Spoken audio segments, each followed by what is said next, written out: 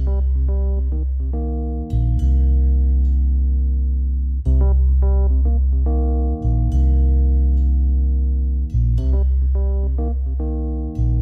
and welcome to another episode of Video Game Logic. Today's episode was recorded on June the 4th, 2019. I'm your host, Gaming Psychologist, and with me, as always, preparing for a lackluster week, Caffeine Rage.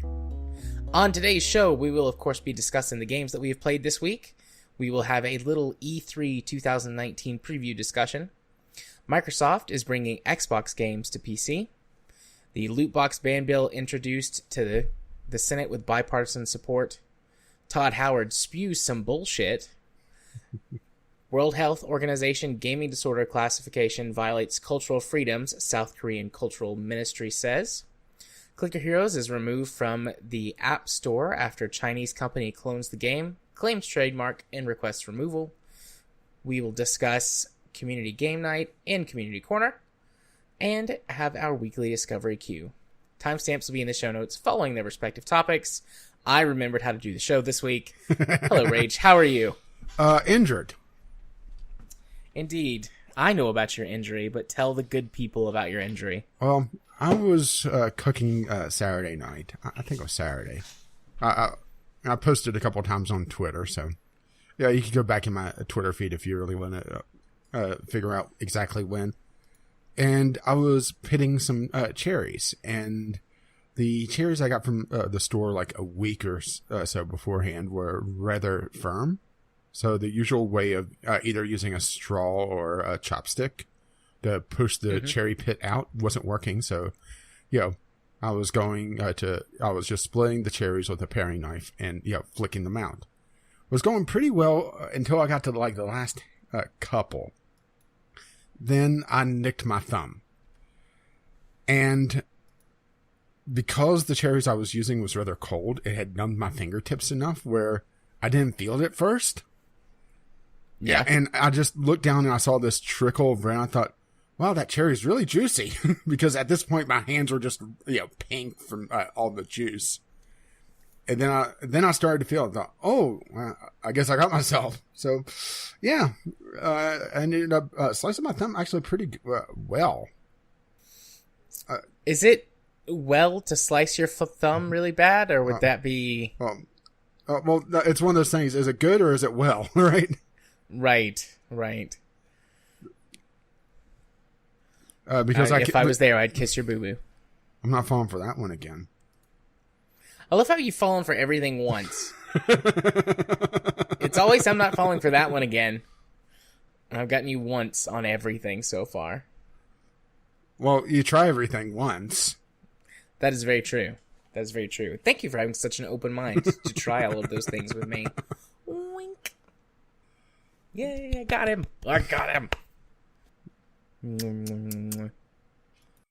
Well, it is Pride Month, so everyone's a little gayer this month. I'm gay as fuck all the time already, though, so... Yeah, but now you're as gay as a handbag full of rainbows. I wish I had a handbag full of rainbows. Would that just be a handbag full of Skittles? Taste the rainbow. Didn't they get in trouble last year because they produced an all-white Skittle saying they were giving up their rainbow for Gay Pride Month? And everybody took it as being anti-gay when it was exactly the opposite.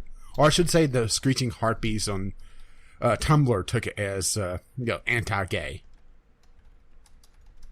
I think it was last year. Now you're Googling this, aren't you? Yeah. 2017 was when they did it. So 2 years ago. Yeah. But, yeah. People were upset that they chose white, according to this article. Actually, that looks pretty cool. It looks like you can actually color the packages, or color the... Yeah, looks like you could take like some markers or pens and color that in. That's cool. And it says, give the rainbow, taste the rainbow. To celebrate Pride Month. Yeah, but of course, because it was white, that's problematic because it implies white power? Question mark?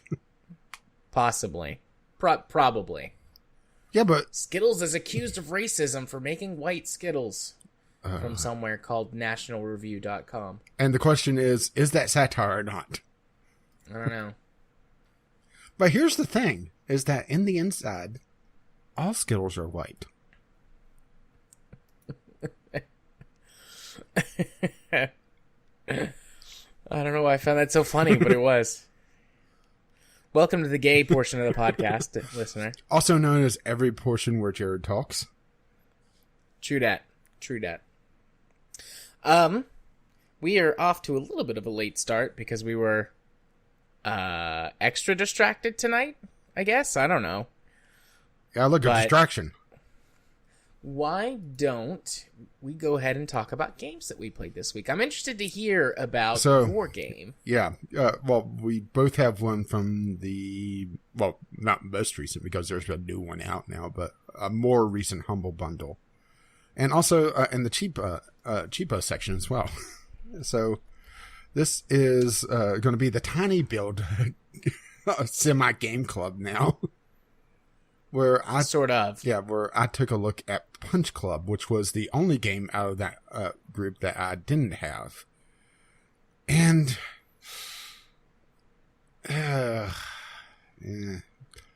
but this game reminds me a lot of Domica, which was the Gladiator Training School indie game from I guess it was a couple years back now. And not for the obvious parallels of training up a fighter or a group of fighters, but also the fact that sometimes sticking to your vision isn't necessarily indicative of good game design. This game has grind. This game has a lot of grind. This game has more grind than a barista giving a lap dance. Okay. That's an interesting expression. I approve, but it's interesting. And most of that is due to a 2-word phrase that is very, very painful for any game that is based around skills. Stat decay. Okay. The game. I don't like the sound of that. Oh, trust me, you're not going to like this. Let me go over what Punch Club is first, then we'll get into this. Punch Club is a tycoon / management game where you play a amateur boxer whose father was killed, and you're breaking into the amateur boxing scene while also managing the boxer's life. There's a little bit of love story going on. There's a lot of references, like at one point you fight through all 4 of the Ninja Turtles in a side quest. Only they're alligators. And they're also named after game developers. There's Gabe, Bill, Steve, and I'm blanking on the 4th one. But Gabe Newell, Bill Gates, Steve Jobs, and I'm blanking on the 4th one. But game developers, but also big tech names. There's a Ninja Turtle costume also in the background as well as one of the areas. There's also a raiding costume. There's all sorts of like little humorous anecdotes and little humorous references. Like one of the first lines you come across of dialogue is, "Give me your shades, your shoes, and your motorcycle," from Terminator. Yeah. Even though you're not riding a motorcycle. So, Punch Club has a humorous take on the management genre. The problem is that it also makes it extremely tedious because you're having to balance building up your stats, fighting against stat decay the entire time. A rather substantial stat decay, even on normal mode. To the point where I'm maxed out, or I should say, I started to get to the really bad portion of the stat grind when I was in like an hour or two, where I was having trouble even progressing. That I was just losing too many stats at the end of the day to even make headway. Which is not a fun game design to begin with. Mm-hmm. And on top of that, the game has your typical skill tree, and if you go far enough in the basic skill tree, it unlocks an advanced skill tree that, focused around one of the three stats: strength, agility, or stamina. And each stat has a various essentially fighting school, where agility is a lot more dodge focused and about getting quick small hits in. Stamina is about soaking up a lot of damage by having a lot of health, so it's a lot of essentially the tank build. While strength is able to shrug off a fair amount of damage, but also is hard hitting. And each of the trees kind of focuses on that. But the thing is, as you go up the skill tree, every time you pick up a skill, it increases the cost of all skills. So it really makes it where you have to min-max, which I really don't like. Yes, you can min-max in these sort of games, but to being felt like I'm forced to do so to make any sort of headway is not fun. Right. Especially towards the end of my second game, where I went to easy mode that turns off the stat decay, which on easy mode, where there's no stat decay, I'm still having to grind a lot to level up. So with stat decay, I can't imagine someone doing that, and not just gaming the system where it's a very overpowered build. Which once again, we're getting to the part where your game design vision doesn't necessarily make it a good game, right? Or a good game for the general public. Which is where I kind of tie into to Dominica, where they had this vision of very short, hour or 2 hour games, so they didn't need to have the save functionality. Well, they lost a lot of sales because of that, so they eventually had to patch it in, but it was kind of, haphazardly done, and at the start, it wasn't done very well, so it introduced some bugs and caused some more problems. Well, the same here, where they had to eventually just patch in an easy mode, but they also broke some of the aspects later on, and also the game is not balanced around that. So it goes from very, very difficult, even on normal mode, to a cakewalk. It just, you gotta grind away to, get anywhere. Which is a real shame, because it's an interesting game.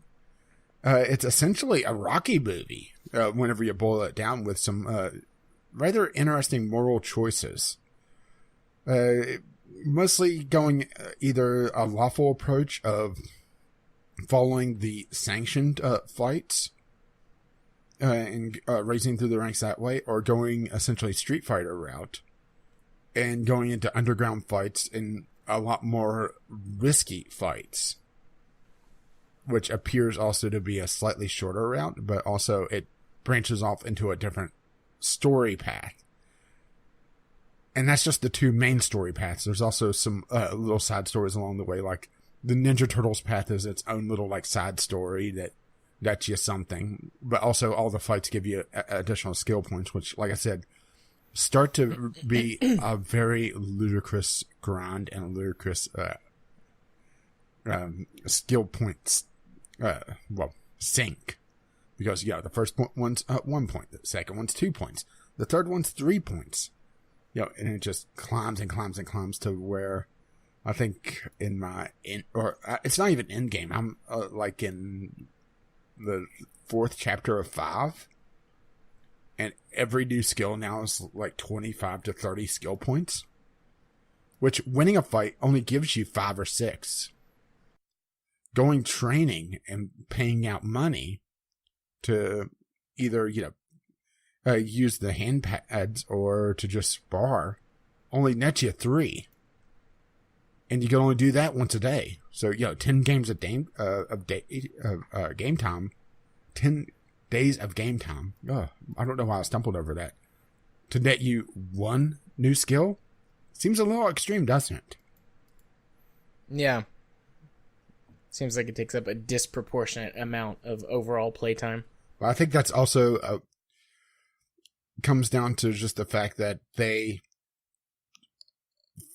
I had this focus on the skill decay to such a degree that even in the early game, you were losing a good third to a quarter of, a quarter to a third of your skill points in a level. And I'm not sure how that translates to later on, because each time it feels like it just is that amount of skill points doubled over. And each of the exercises to do, like skipping rope will give you stamina and agility, while running on the treadmill will give you just stamina. Using the speed bag will just give you agility. But then you have other combined things like punching the body bag will give you a little bit of everything. But because you want to focus on a particular skill set, maybe 2 skills, those combined ones are just there to stave off the decay. But you're also wasting time because you're always on the clock whenever you're using these skills. And here's the real stencher, especially with a skill decay, is that if you use a particular exercise too much, it starts to have diminishing returns until it just doesn't give you anything anymore. So, it's just that weird, what were they thinking on this, right? Yeah. That doesn't make sense to me. Is there a way to turn it off? Only thing easy mode does, it turns off skill decay. It still has the thing where after a short time, it goes from giving full experience to essentially 2/3 experience and half experience, and just a quarter experience, and it's gone, and you automatically stop doing the exercise, which stops the clock. It honestly is sort of a pseudo clicker / auto game, where you set up some. It's a good actually second monitor game where you could just put on the secondary monitor and do something, and then poke around online for a few seconds, then go back and click on something else. It's completely mouse driven, and it is on mobile as well, so I'd imagine it'd probably be a better mobile title than anything. But it's just, there's just these odd grinds that just doesn't make sense in this game. Like, once you get to the 4th chapter, so in both storylines, essentially, once you enter the 3rd chapter, everything that you've done in the first couple, outside of the skill progression for your character himself, is kind of wiped clean. And you go away, I don't want to say where, but I did tell you where, for one of the storylines, because it's humorous. Yeah. Yeah, but that was funny. Yeah, let's just put it this way. You fight a literal bear at one point. That should give you an idea of, some humorous tones to this game. But anyway, once you come back, you still have to build up your skill points, but on top of that, you also have to manage fame, because you're trying to become the world champion, on at least the storyline that I'm taking. I'm not sure if it has a mirror counterpart, but you also have to, because you're trying to build up your fame, you're trying to balance the two, and there's a lot of idle components here where in order to build up your fame, you have to go either like shoot a movie or do commercials or that sort of thing. And doing that is literally just sitting there and watching a bar tick up. And even fighting is just very passive, which, is a little bit weird. It's a strategic, yes, but it's completely passive. Only thing that you choose is essentially the skills that you could use in between the rounds. So, and manage your energy indirectly via what skills you choose. So if you choose a lot of high energy cost moves, you have a chance to deplete your energy and let you get knocked down, which essentially gives the enemy a couple free punches in on you when you're getting back up. Thankfully, no TKOs. That's a good thing. Especially using a boxer that has really high strength, because strength also depletes your energy a lot faster for some reason, ? It increases the energy cost of all your skills. But having high strength? Yes. Huh. I guess maybe the thought is it increases the energy cost because they, do more damage? There are it's like skills you're that you punching can. harder? There are skills that you can earn to. They're essentially modifiers. So, like, one of them for me was any skill or any punch that I throw that I miss, it cuts the cost of energy you expended on it, which was pretty much a requirement for my build. Mm-hmm. But then there are some like really, really dumb ones, like late in the strength tree, there's the ability to do an extra, I think it was 10 or 20% damage, but you can no longer block. Okay. Which makes absolutely no sense because there's the fighting in this game feels very random. I mentioned before that you're not in direct control. You're essentially setting your skills in between rounds and letting them go. But there's some times that my guy would just stand there and do nothing, which was extremely frustrating. I mean, he had the energy to attack, but he would just, sit there, leave himself wide open, and then get comboed and lose a third of his health. And there's no way to prevent that. So yeah, like I said, it's a very flawed game. But that's kind of my take on a lot of tiny build published games, is that I like the idea of them, but there's something about them that I always find that just puts me off, which is disappointing. I do hope that the sequel to this, which they have confirmed that they are working on a sequel, fixes some of the issues. But I do hope that they do keep some of the camp, even though sometimes it felt like the game decided, it's time for some story. And no matter, how low a health or energy you have, which is also something else, is that you have to manage your energy, of course, and your food, of course. But you also have to manage your mood and your overall health. Your overall health is a modifier onto your HP in fights. Your mood makes it so that if you're below a certain threshold, your overall training, it has less impact because you're depressed. So you have to waste more time to go put yourself in a better mood, especially if you lose a fight. You don't get fired up or anything. You just go mope about in the gym unless you go do something about it, right? Yeah. Well, I sort of like the sound of this game, but I really dislike skill decay, although you said easy mode turned that off. Yeah, easy mode turns it off, but you still have to grind like crazy to be able to do anything, or not even late game, mid-late game. And even then, I was sitting there, just clicking a couple times and, going doing something else for a bit. Poking around on my phone or, browsing the web. Watching a YouTube channel, watching the U of tubes, right? Yeah. Them good old YouTubes. Yeah.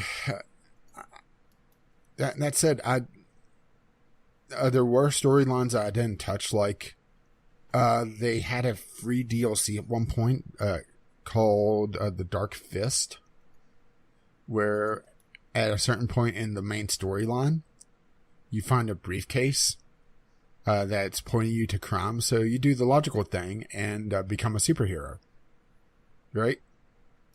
Yes. And and you put on a mask, like a Ninja Turtle mask, just covering the eyes, and that's it. And nobody realizes it's you. I mean, that's all you need, right? A very tiny mask or a pair of glasses, unrecognizable. Or a mustache. Actually, I do like the idea of Clark Kent not being recognized as Superman. If you ever seen... I have. Yeah. I know exactly what you're talking about. Yeah, that one scene in the original Superman movies. Mm-hmm. Yeah, so... Yeah, that one makes sense. But that's also more how he holds himself than just the glasses. But, yeah, that gets rather silly. At one point, you... steal a laser from a bunch of bad guys who stole it from a rather obsessed scientist who just wants to hold his laser in his arms again. And that is an actual line from him. So the bad guys, in order to get the laser back, stole my cat. To hold it hostage. But then I got to the point of no return without any warning, so they got to keep the cat. It's okay. Good. I'm rich. I could buy a new cat. Poor Mr. Fluffles. Actually, I think it is Fluffy. Little fluffer nose. But then Dong King, Ding Kong, signed me up to be his manager, so, I couldn't say no. And he assumes that I can't even read English because of where I was. So he just tells me, sign this. Alrighty. But yeah, I would say that if you could overlook some of the inherent flaws, or go into it with being a little less critical than I usually am, which, let's be honest, is most people, it's an interesting game to check out. I will say that it does feel very mobile-esque, just in the fact of the skill decay and a lot of sitting around waiting. All the jobs, which there are a few, are sitting there and wait for a timer to go off, essentially, which is fairly short, but still, there's a fair degree of strategy about it, to just figuring out what skills work best for your particular build, and also how to counter certain builds, because you'll run into certain characters that may be like, you may run into Master Bruce, who is in no way Bruce Lee, who is a high agility character, so they're very accurate and may try to just stun lock you, essentially. And you may have to figure out how to deal with that. Or you may run into, definitely not Hulk Hogan, who is a very strength-based character. Good old Hulk Hogan. No, it's Hulk Hogan. Hulk Hogan. Yep. You're right. Definitely not Hulk Hogan. Brother. But yeah, there is a fair amount here, especially with all the various storylines and figuring out some of the backstory, because there's some double dragon references to the storyline of what's going on. There's some mysticism about it. There's some underground fight club, punch club. See what they did there? Yep, I see what they did there. There's a lot of mystery going on to unravel if you could stand all the grind and all the limitations that the developers put on the game. It's just, this feels like Dominica all over again, where it's a really good game hidden behind a flawed vision of what the developer thought a really good game was. Right. And sometimes the developers are right about their vision, but also sometimes they're wrong. And this is one of those times that playtesting. Yeah. I'm sure I'll play it at some point, because I have it from the bundle, but I'm not sure when that will be. I will say it was definitely worth the $1 I paid for, an interesting time. But I doubt I'll ever beat it. Plus, if you go easy mode, it disables the achievements anyway. Yeah, I don't really care about achievements that much usually, though. Except when you do. So, yeah. But I'll probably be fine with that. Sweet. So, games I played this week. I finished Anthem. So I'm going to talk about that a little bit. And I have, experienced a very teeny tiny touch of Cataclysm, which came out last week. It's also Deathwing came out. Yeah, well, I'll talk about that in a minute. So it keeps you from accessing the Cataclysm stuff until after you finish the main story, because then it takes you through this whole thing, and it's oh, here's these guys that were referenced in the game. We found them again. Are they back? And I think that's what Cataclysm is supposed to be. but it doesn't really seem to tell you anything more. But so anyways, I finished the story. The final boss, so the rest of the game towards the end basically played out like what I discussed last time when I was talking about the first. It basically doesn't make a difference whether or not you play by yourself or with other people. Mm-hmm. Even there's one sort of almost like a boss rush or a mini boss rush type level that's taking you through like this sort of history of the world and or history of several important characters from the world and like unlocking some stuff for you because it's like a trial you have to pass. And because the game crashed on me during that, I had to do it twice. And the first time I did it with people and the second time I did it by myself, and it literally made no difference in the boss rush. As in no difference in the difficulty or no difference in the content? No difference in the content and no appreciable difference in difficulty. I assume because of scaling factors. But, so, it really literally makes no difference whether you play by yourself or with other people. For 99.9% of the game. But that all falls apart at the final boss. Oh boy. So the final boss is you circle back around to it literally where the game starts and you retread the same initial path, but you're in your like leveled up, badass javelin instead of like the level one it gives you for that opening area. You face down the giant creature that like killed all of your friends in the opening part of the game, which is a big showpiece for how this game actually would work with AI companions instead of human ones. Mm-hmm. Hint, hint, nudge, nudge. It's never going to happen because it would make sense to turn this into a single-player adventure. But anyways, you go back through. You have this pretty epic fight against what you think is, well, not what you think, but what is it feels like, stage 1 of a boss. And then, like, the big bad who's been fighting you the whole game shows up. And you fight him and you beat him.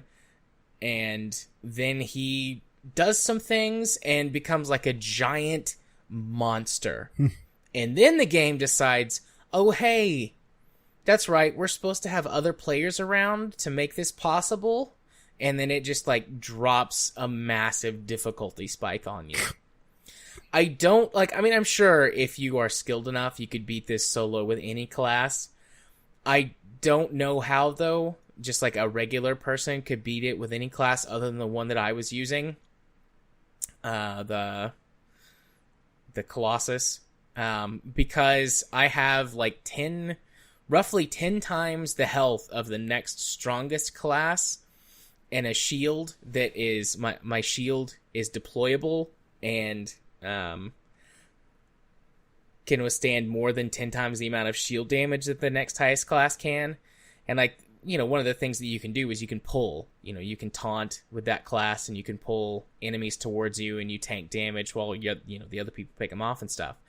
But it gave me enough to survive each of the rounds. So the first round of combat against the big boss is pretty easy in terms of like beating it. He just kind of wanders around and tries to smack you and then does this like AoE attack that you I know can it's spot. terrible, but the way you say it, I'm just imagining him just kind of just aimlessly wandering around and just goes every so often and tries and just smacks at you. That's honestly kind of what it is. Like, he kind of aimlessly wanders around, spawns enemies that you can kill for ammo and health drops, which I didn't need because I can regenerate health when I kill people. Like, that was one of the abilities that I was using. I think I got like 50% of damage dealt back as health. So I didn't need that, but, whatever. But he would just kind of wander around, and then he'd like sort of yell something at you, but it was kind of hard to understand what he was saying. And then he would try and stomp on you. Oh, don't worry. It doesn't matter because, this is like whose line is it anyway? The points don't matter. The story doesn't matter. True. Unless you're reading the codex. Which I did. But that's because I'm a nerd. Or you're trying to figure out, who the fuck is this? I mean, it's explained through the game, like even in the main story, it's actually explained if you kind of pay it, or if you're paying attention and you're not just like skipping through everything. Or you're you can not learn a lot utterly more. bored, and you're just kind of zoning out. Yeah, which I wasn't actually. But I mean, I talked about it last week. I really like the game. I see a lot of potential for it, but what they're doing with it is just wrecking all of that. But anyways, it's a pretty aimless boss fight, and then he has this massive AoE that targets the entire sort of combat zone and is an instant kill. Oh, did Craig just leave? Craig, yeah, it said, I've been unexpectedly disconnected. No, Craig, come back. Let me send a reset. I don't know if I need to do that. I am noticing some rather bad lag spikes to my connection to Discord. So, part 2? Yeah. Picking back up where I left off. So there's this massive AoE that targets the entire sort of combat area and is a one-hit kill to anyone it touches. And this is the very end of the sort of the first round of combat. It takes about 5 minutes to get there doing this solo. It might go faster if you had multiple people, but it would take me about 5-6 minutes every time. And at first I thought, like, well, it targets the entire floor, so maybe I have to be flying. No, it kills you if you're flying. And I thought, well, there's like some high points up here, like some ledges. Maybe that's like a safe zone. So I'd fly up and I tried the different ledges and like this pillar sticking out of the ground. No, it kills you. It just kills you every time. And so I actually looked it up online later. You have to buy the season pass to be able to survive. It kills 3 out of the 4 party members playing every time. So only one person survives randomly, and then they revive everyone else. But if you have less than 4 players, it just kills everyone every time. So the way I was able to beat it is I would save my ultimate attack until then, because the Colossus has the longest lasting ultimate if you don't actually use it. So you've got like 2 seconds where he goes through the animation activating it. Then you've got 10 seconds to use it, and it like fires 3 gigantic cannon shells.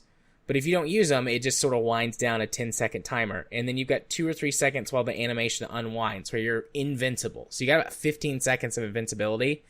And that's finally how I beat it. I timed it just right so that I could survive the whole thing using my invincibility for my ultimate. Okay, I know you've liked this game, but I gotta admit, that kind of sucks as a game design. Yeah, that really sucks. I mean, I'm not defending that. That was really frustrating. No, that's just outright dumb. Yeah. Especially since they talked before about being able to play solo. Yeah, no, that's really bad game design. So then there's just several more stages of this fight. And each stage focuses on a different element. So there's the first stage is fire, and then there's poison, and then there's ice, and then there's lightning. And I don't remember exactly which order they go in, but you go through sort of several different rooms or combat arenas, and then you circle back around to the first one where the fire was for like the final battle, which is kind of a combination of all of them. But that sort of ultimate instant kill doesn't happen anymore. Like, he has no moves like that for the rest of the fight. So after that, it just becomes survive. So he doesn't instantly kill anyone anymore? No, that doesn't happen anymore. Either that or his instant kills are actually avoidable, and so I just dodge them every time.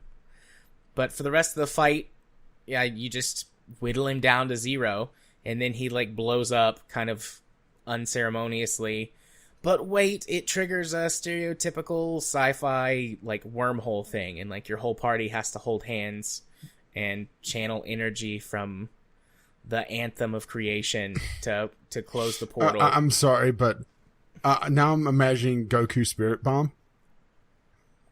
Kind of.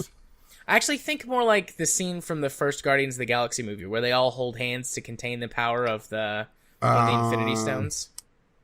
Yeah, problem about that. I haven't watched that one. Okay. Well, anyone who has watched it, think of that.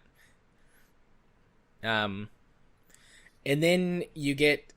so after you beat that, you get quite a long amount of cutscenes, and then it leads you up to Cataclysm, where it shows you these creatures that are talked about quite a bit during the game, but you don't ever see them. But then you see them, and they're like, we think he was a scouting party. We're gonna have to deal with this.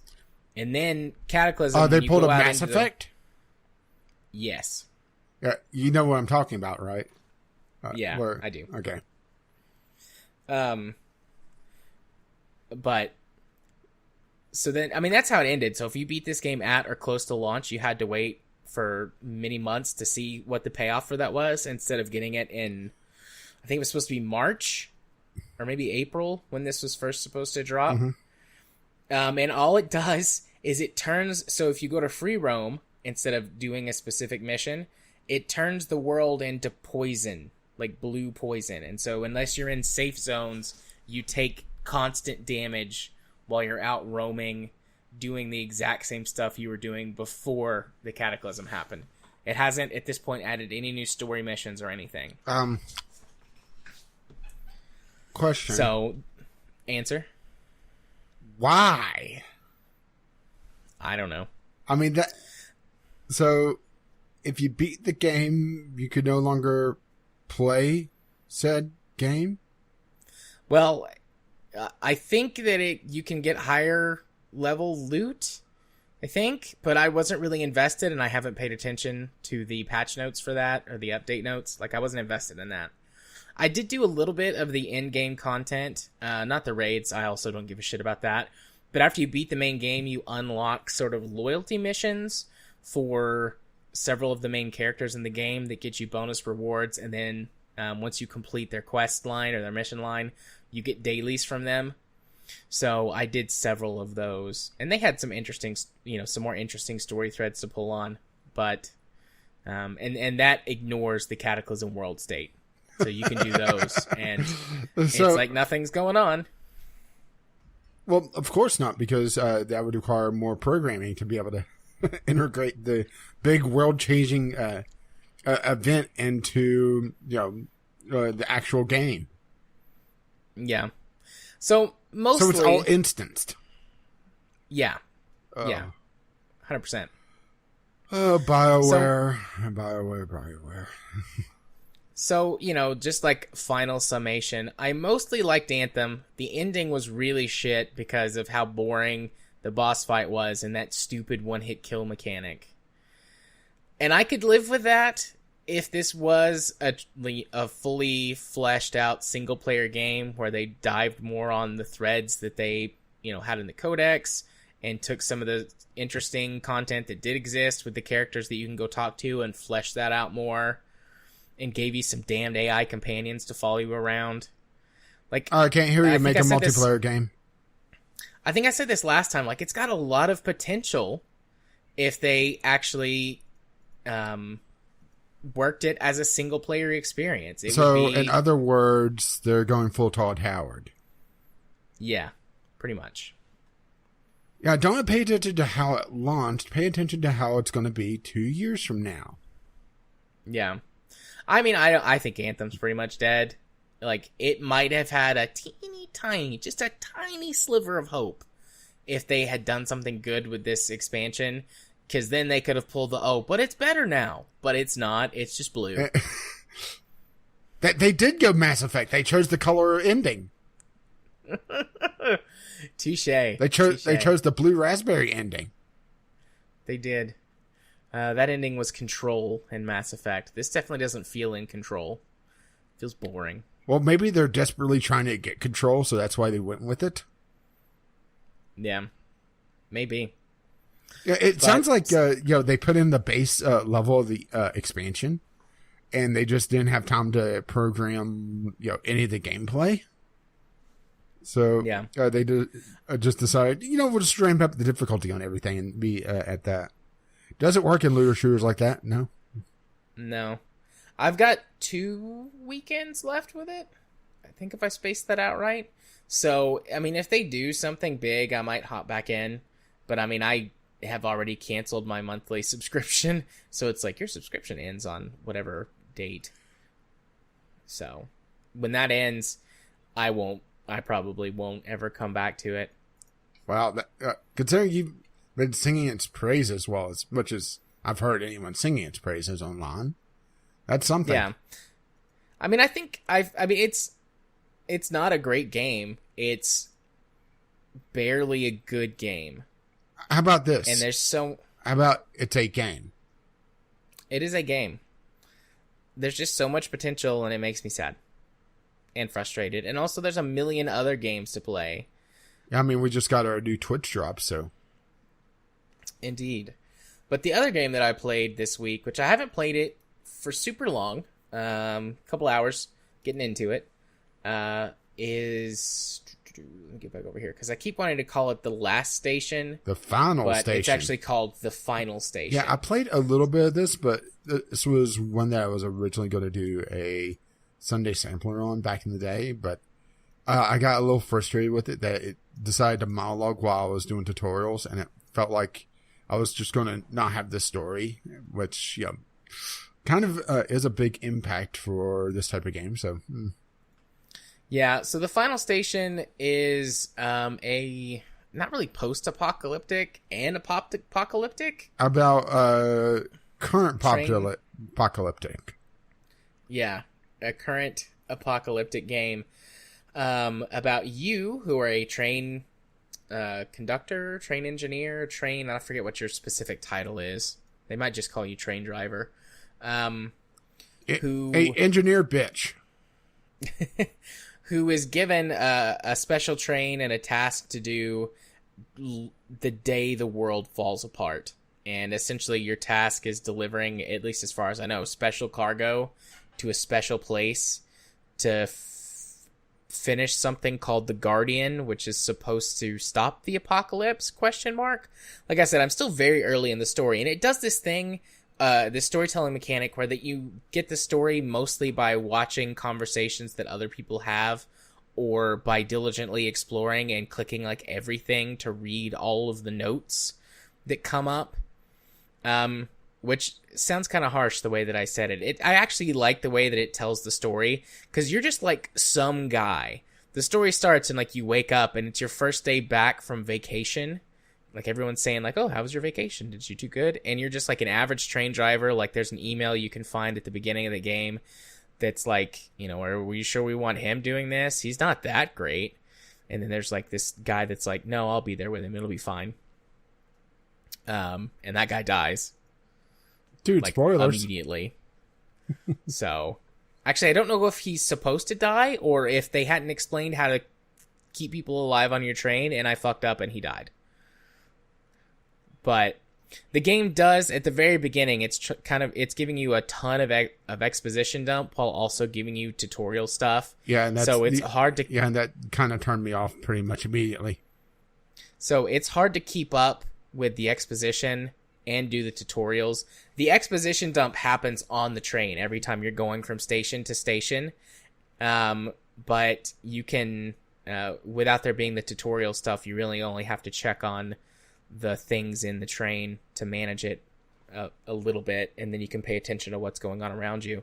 So, but anyways, yes, you are driving this train from station to station, and there are these little mini games where that you have to keep the train basically in good repair, and different things fall apart, which can cause your passengers to die or become ill, can cause the special cargo you're carrying to break, can cause the engine to break down and shut down on the track if you let them all get out of hand.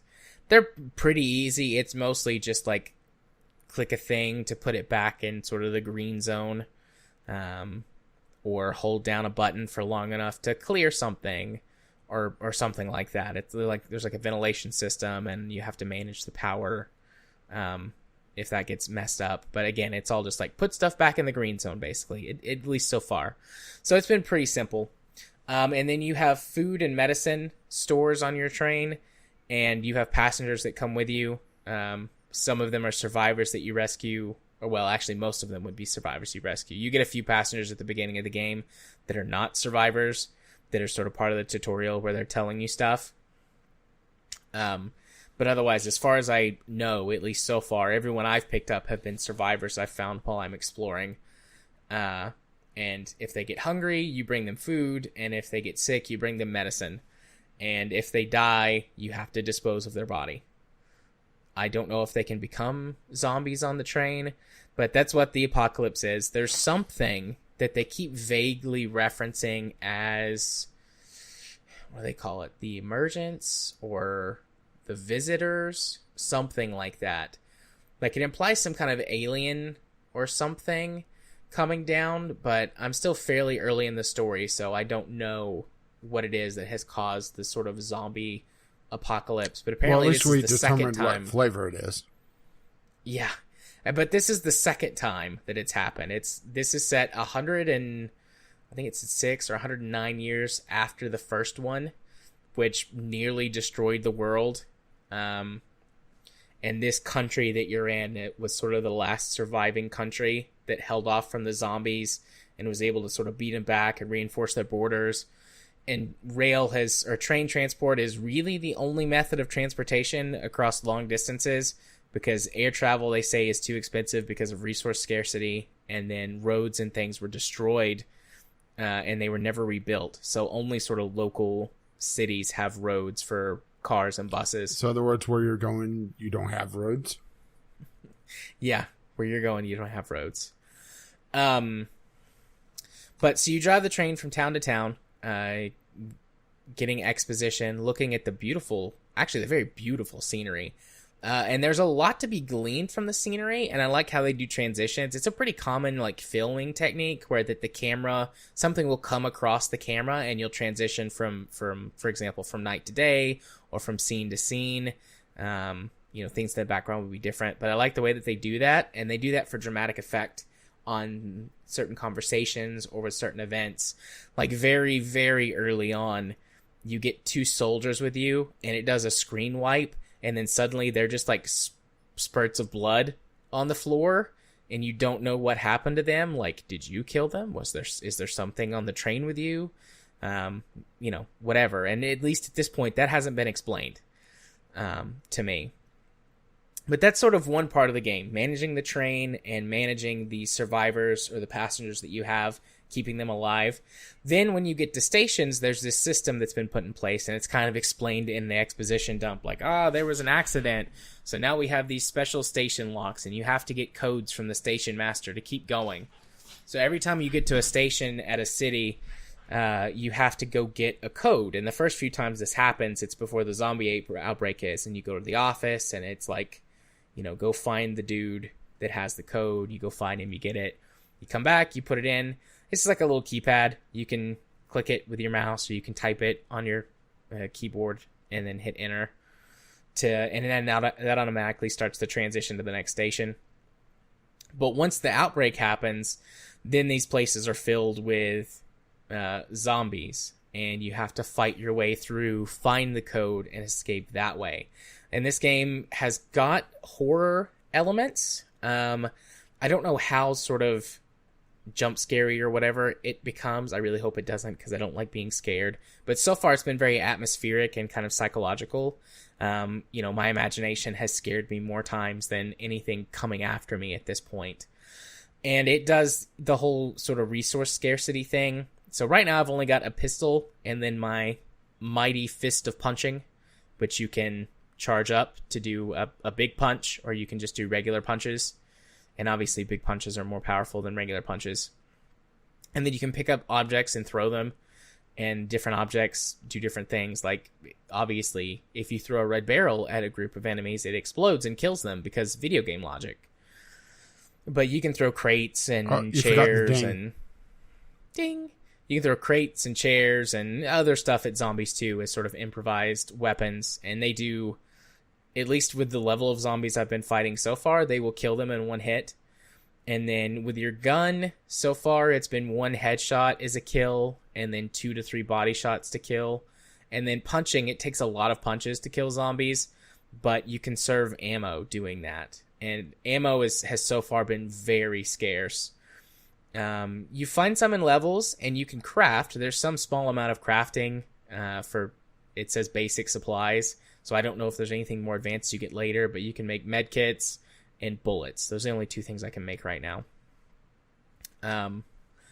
But so you go through these different areas, you fight the zombies, and find the code, find any survivors or useful items that you can or that you dare risk trying to get, and then you go back to the train and you move on to the next station. You get, I think that this happens at the end of a chapter when you get to like your big destination, because this happened at the end of chapter 1 when I got to the final or the first destination. Don't you mean the final destination of that chapter or the final station? The final destination of that, yeah. The final station of that chapter. I was given a reward for all the people that I had brought on the train with me. So there was the dude that I don't think was supposed to die. I think it was supposed to be part of the tutorial to figure out how to give him food and medicine, but I didn't, and he killed over in my train. So I lost the reward for that and don't know if he had any additional information to give me. And then there were 2 passengers I had picked up along the way that I was given rewards for them. And then they were just money that I got for them. And then the current passengers that I have, like, you can see what the reward it's going to give you if you keep them safe. And one of them gives me bullets and money, and the other one gives me medicine and money. And then there's vendors that you can find selling things. And as far as I know, the only way to get food is to buy it. You might be able to find it, but there's a grocery store that was at one of the towns that I stopped at, and it didn't have any food in it, so I don't know if you can craft it or find it, but I definitely have found people to buy food from, and every time I see someone selling food, I buy it, like, as much as I can, because I've been doing a pretty good job of conserving ammo.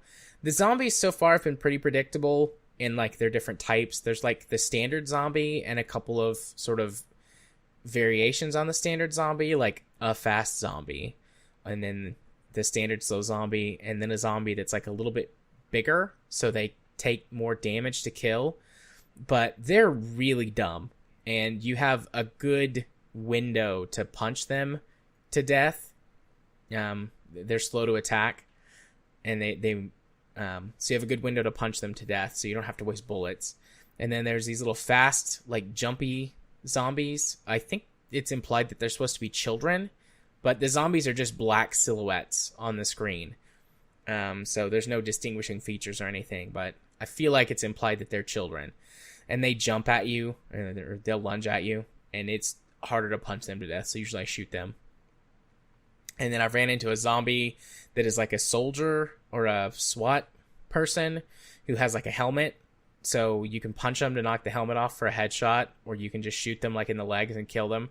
And then there's a zombie that has kind of 2 stages. Like, you shoot him and he goes down, and then he crawls across the ground and you have to shoot him again to kill him. I'm sure there's more special infected or special zombie types I'll run into later, but that's kind of what I've seen so far. And, that kind of makes sense with these types of games. But zombies also, so far, have been unable to climb ladders. So if you find a ladder, that's like your safe spot. And then you can figure out how to proceed. Until you come up to the point where they suddenly learn. Yeah, I'm waiting for that. But you'll hear the dramatic note, and then you'll see a zombie slowly shuffling up. Maybe you can push stuff down on them. You can push stuff off of ledges, so things that you can't pick up and throw as weapons, if you can move it around just by, like, running into it, you can push something off a ledge, and that instantly kills any zombie I've hit with anything so far. And then anything that explodes seems to have killed multiple zombies. And standard throwing objects, if you time it just right, you can hit multiple zombies with the same one, and it kills all the standard zombies with one throw. Or with one thrown object, so that's pretty nice. A lot of desk chairs in these office buildings get used as improvised weapons. Your character's pretty damn strong to throw a desk chair that far. He's a fucking boss. Because I could throw a desk chair that far, and I work out. But I really enjoy the game. I like the setting. I love the beautiful backdrops and the type of storytelling they do. Sort of with the screen wipes, seeing things as they go past. And you can get a good look at some of the art and the screenshots. I don't feel like there's anything given away. You just get an idea of some of the different backdrops that they have. Or by watching one of the trailers on Steam. But I like what they do, at least during the opening scene. I'm sure this is going to happen more, but there's some stuff that happens in the background that, like, if you know what certain types of weapons are, you can, like, because the people in the train are talking about, like, what's that? Is that an explosion? What's over there? And it's like you see it and you're like, oh, they immediately have used, like, nuclear weapons. And there's other stuff that comes up too. So there's some neat storytelling that comes on about, like, the desperation about what's going on. And there's neat little differences too that I've spotted. I don't know what they mean, but some characters, so zombies have white eyes and normal humans have red eyes, but I've seen some normal humans with white eyes. So I don't know if that means they're infected or if they're going to turn out to be something else entirely, like maybe aliens or something, if this is like an alien thing, or maybe they're immune to the disease if it's a disease thing. I don't know, but I've spotted that difference already. So I don't know if there's other things that are in there like that, but I like that type of visual storytelling and these little clues that you can find. But anyways, that is where I'm at in Final Station so far. As long as it doesn't get too... still heading towards your final station. Indeed. As long as it doesn't get too scary for me, I expect I'll finish it in the next few weeks and be able to talk about it. It doesn't seem like it's a very long game. I saw that it has 5 chapters, and I've already finished I'm partway through chapter 1. And, like, judging by the map, because you can look at the route map and see where you are in relation to the final station in the journey, I'm, like, literally at the halfway station. So unless there's something that happens that slows me down, maybe more story exposition or the areas start getting larger to explore, like, I'll be through with chapter 2 pretty quickly. So it's good though. I like it. I like it a lot. Couldn't imagine playing this on console. Lot of twitchy stuff. Oh yeah, a lot of twitchy stuff. Who knows? Maybe it works really well, but I'm not gonna try. So yeah, I mean those were the 2 games that I played this week. So that does it for games played. Unless you have any final thoughts or not comments. Not really. Or... I mean, I was thinking maybe this would be a decent game club game, but if you're going to finish it, then maybe not. It's we should take a look at the Twitch drops and figure out any that needs to be added to the list as well. Yeah, well, I mean, just because I play a game doesn't mean I couldn't come back and play it. Maybe going through it a second time with some knowledge about some of the stuff that happens in the game could give me a different perspective for a different point of view when discussing it. Mm-hmm. Also, I could have forgotten a lot, and it's got a DLC. I don't know if the DLC was part of the Humble Bundle or not, but it has one. It's not, I don't think. Okay. I think it's another 5-chapter experience, so don't know. Looks like this guy's got a car. That's interesting. That he's got a car, but they specifically say, like, road travel's not a thing. Yeah, it's the final garage. Maybe that story takes place in a much smaller area. I don't know. I'm not going to worry about it for or now. He put off-road tires. Bat. He might have done that. He's got what is, I assume, supposed to be a classic Mustang. Yeah, which, have you ever watched Smokey and the Bandit? A Mustang can do anything. That's true, it can. It absolutely can. Although I thought they had a Firebird in Smokey and the Bandit. Maybe I was misremembering then. Maybe it was a Firebird. I'm not a car guy, what can I say?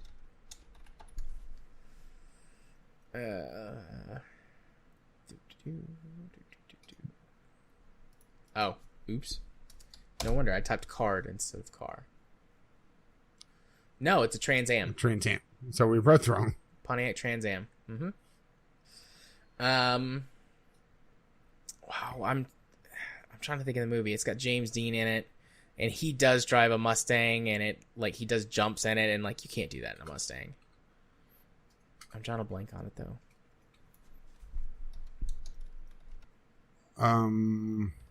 Maybe it's Steve McQueen that was in it.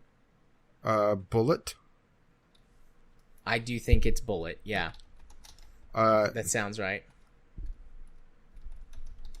And let's see, Gone in 60 Seconds also had a Mustang in it. Yeah, Bullet's the movie I'm thinking of. There's a car chase through San Francisco, and there's a Mustang that's like jumping down, those classic or like those iconic like hills with the houses that are built like really sloped, like those steep hills. And there's in the car chase, the Mustang is like jumping off of those. It's like you can't do that with actually, I found a blog that has the 25 best movie Mustangs. Okay. The reboot of Knight Rider actually was a Mustang. Let's see. Bullet is number one, of course. The 2000 Gone in 60 Seconds. The Thomas Crown Affair. Bull Durham. Le Grande de Saint-Tropez. Goldfinger. Let's see. There's Knight Rider. War of the Worlds. The new one. Or the newer one, I guess I should say. This tells you how much they're reaching. Back to the Future 2. In the background, there's a futuristic Mustang. That does look. I mean, that is an 84, 85 Mustang that they have made to look like a future car. Yeah, Back to the Future 2 was making fun of all the people that were making, futuristic movies that's like 10 years in the future. Yeah. A lot of James Bond on this list, actually.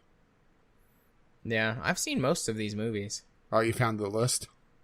Yeah, I'm looking at it right now. I've seen nearly all of these movies. I forgot about the Mustang and Death Race, though. That was a fun but stupid movie. What if car combat was real? And stupid?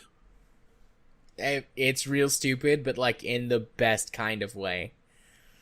It's not a bad movie. Like, it's a competent movie from like a filmmaking and a cinematography standpoint. And then they just took the car combat concept and went, yeah, fuck it, let's do this for real. And it was a lot of fun. Might have to watch that sometime. Anyways. Yeah, and here's another list that gives the 1969 Shelby GT and Gone in 60 Seconds to the top spot, with Bullet being number 2. But then they go with like Basic Instinct and a lot of James Bond again. So yeah. Yeah. Welcome to the Mustang portion of the podcast. Indeed. I don't even like Mustangs all that much. There's nothing wrong with them, but... Well, they have a lot of horsepower. They do indeed. I was going for the pun. I know. I'm making you can't see my face. I'm making like a really face. Technically, no, there's the Colt and other... Okay. I was going to say technically they're the only car with real horsepower, but that's not true. There's other horse-named cars. But let's go talk a little bit about let's talk about E3. the elephant in the room. Yeah, so this year's E3 is this coming week, and next week's show will be the E3 show. Yeah. But E3 this year is a mess that's missing a lot of its pieces. Yeah, it's like, I went thrifting and I got a jigsaw puzzle and like half of it's gone. Because we know Sony is gone, EA is gone, Ubisoft is still around, but last year they had a very toned down show. It seemed like Devolver was the only one that went apeshit. Yeah, Devolver did what Devolver does. But this year is I think their presentation is supposed to be a direct sequel to last year, if I remember how it ended correctly. Yeah, it basically was RoboCop. Yeah. So that would be interesting. And the fact that the fact that they're past the watershed, right? Yeah, they're late night. Yeah, I am. looking forward to that. One of the only things I think about the show I'm definitely looking forward to. Well, the PC gaming show, which is powered by PC Gamer, is now sponsored by Epic. So, hey, another thing Epic bought. Yeah. So I'm really not looking forward to that because, yeah, the fact that they bought a sponsorship spot doesn't bode well for the announcements on there. I think that's fair to say, right? Yeah.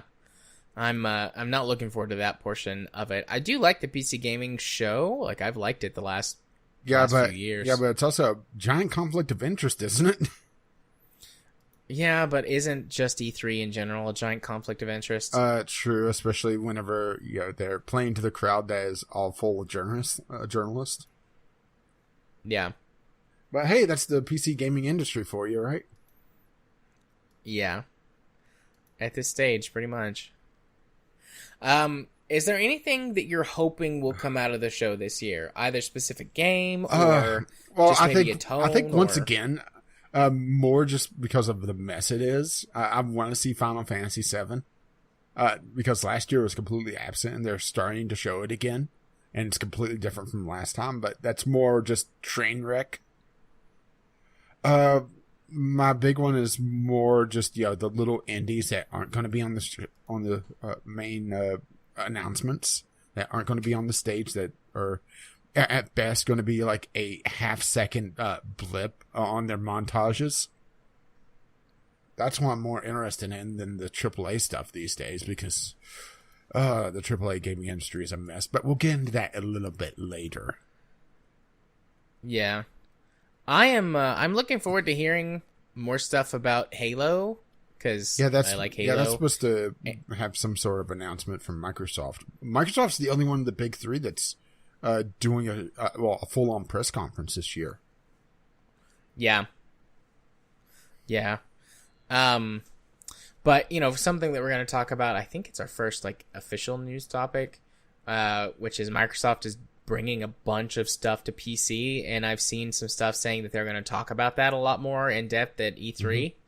So it'll be weird. I'm looking forward to hearing about that. Yeah, it'll be weird if my expectations hold that Microsoft has the most interesting press conference for me, because last year, if EA didn't exist, then they would have had the worst press conference because it was all Xbox exclusive or Xbox Time exclusive, and that's one way to kill my enthusiasm for something.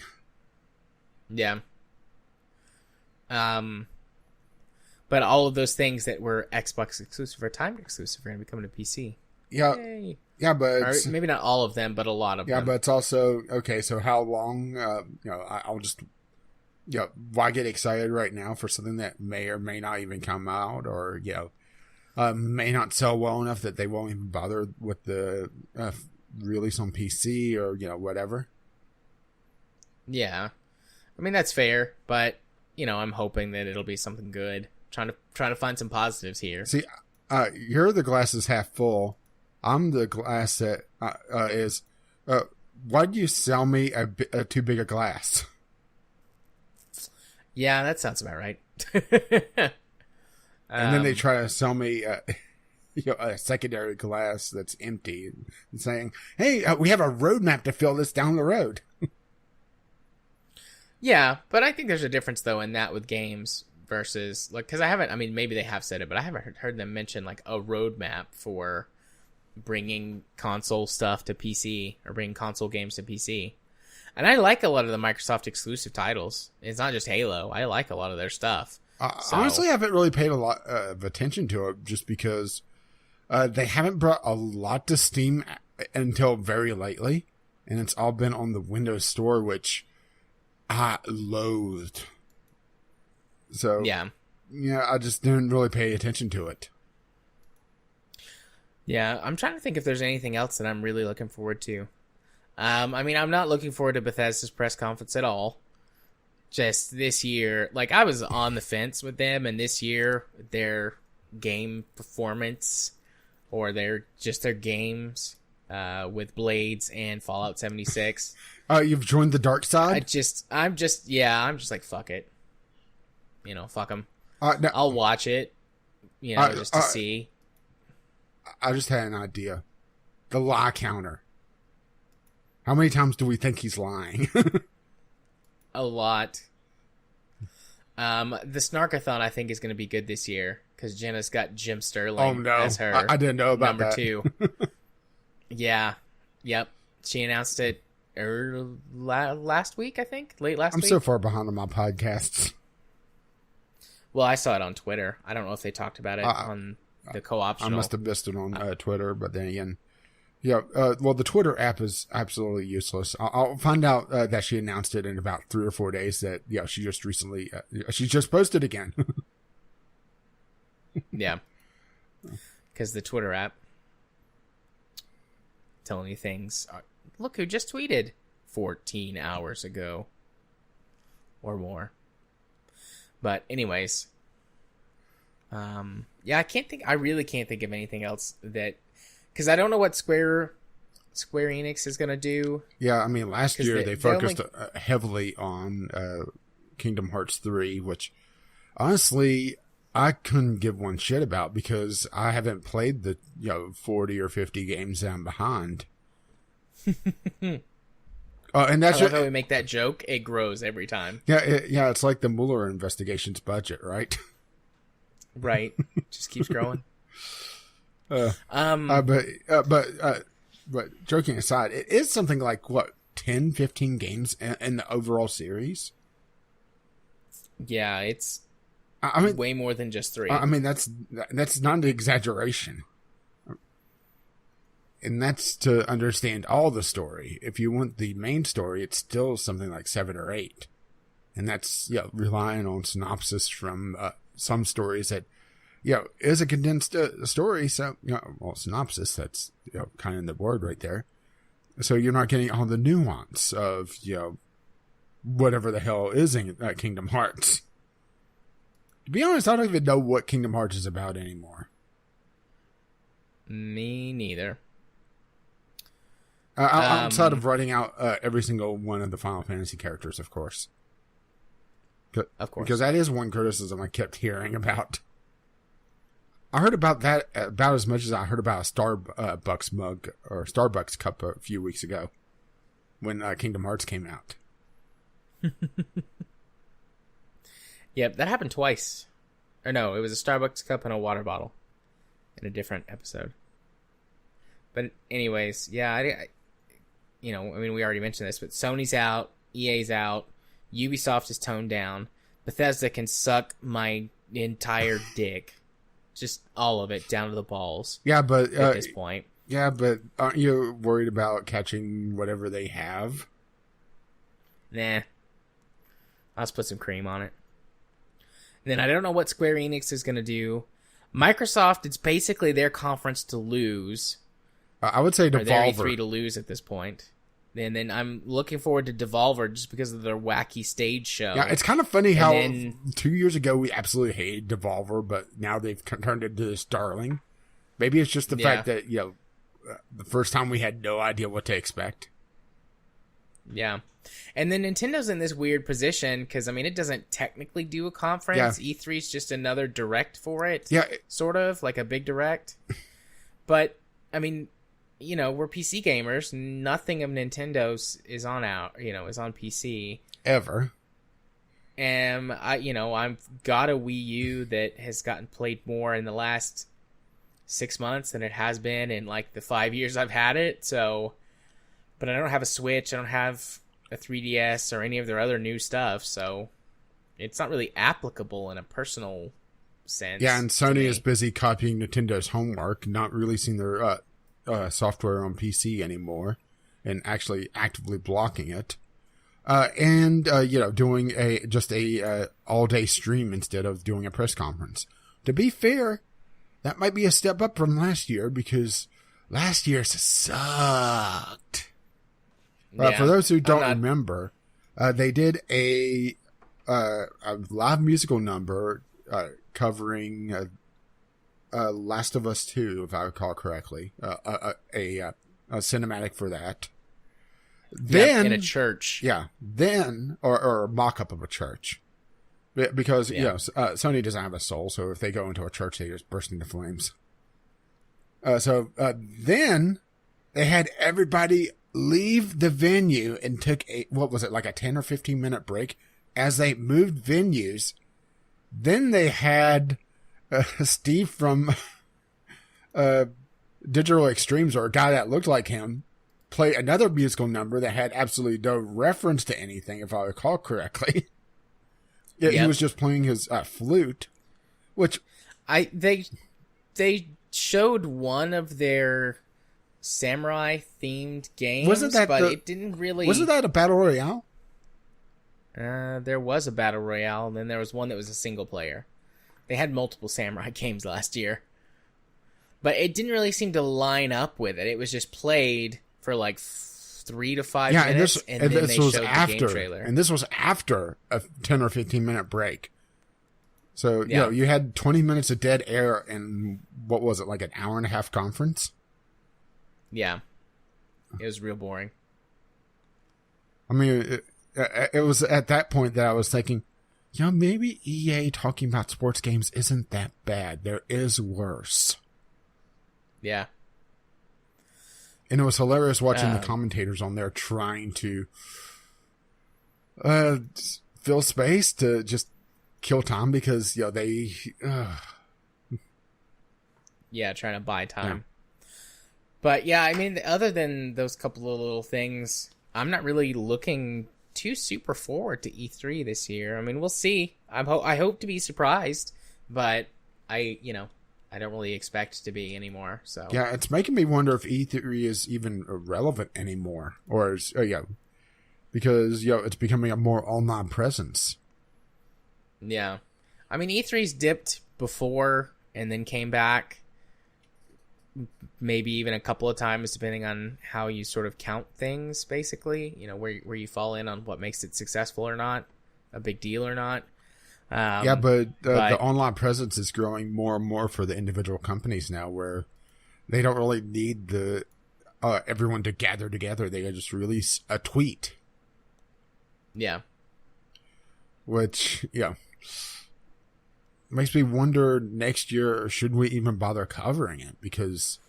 Or covering it in the format that we do, where we do a press event by press event thing, because we're coming down to, we just said we have Microsoft, Devolver, Bethesda's Suck Show. And depending on how you take that, it's either just them sucking or sucking on Jared.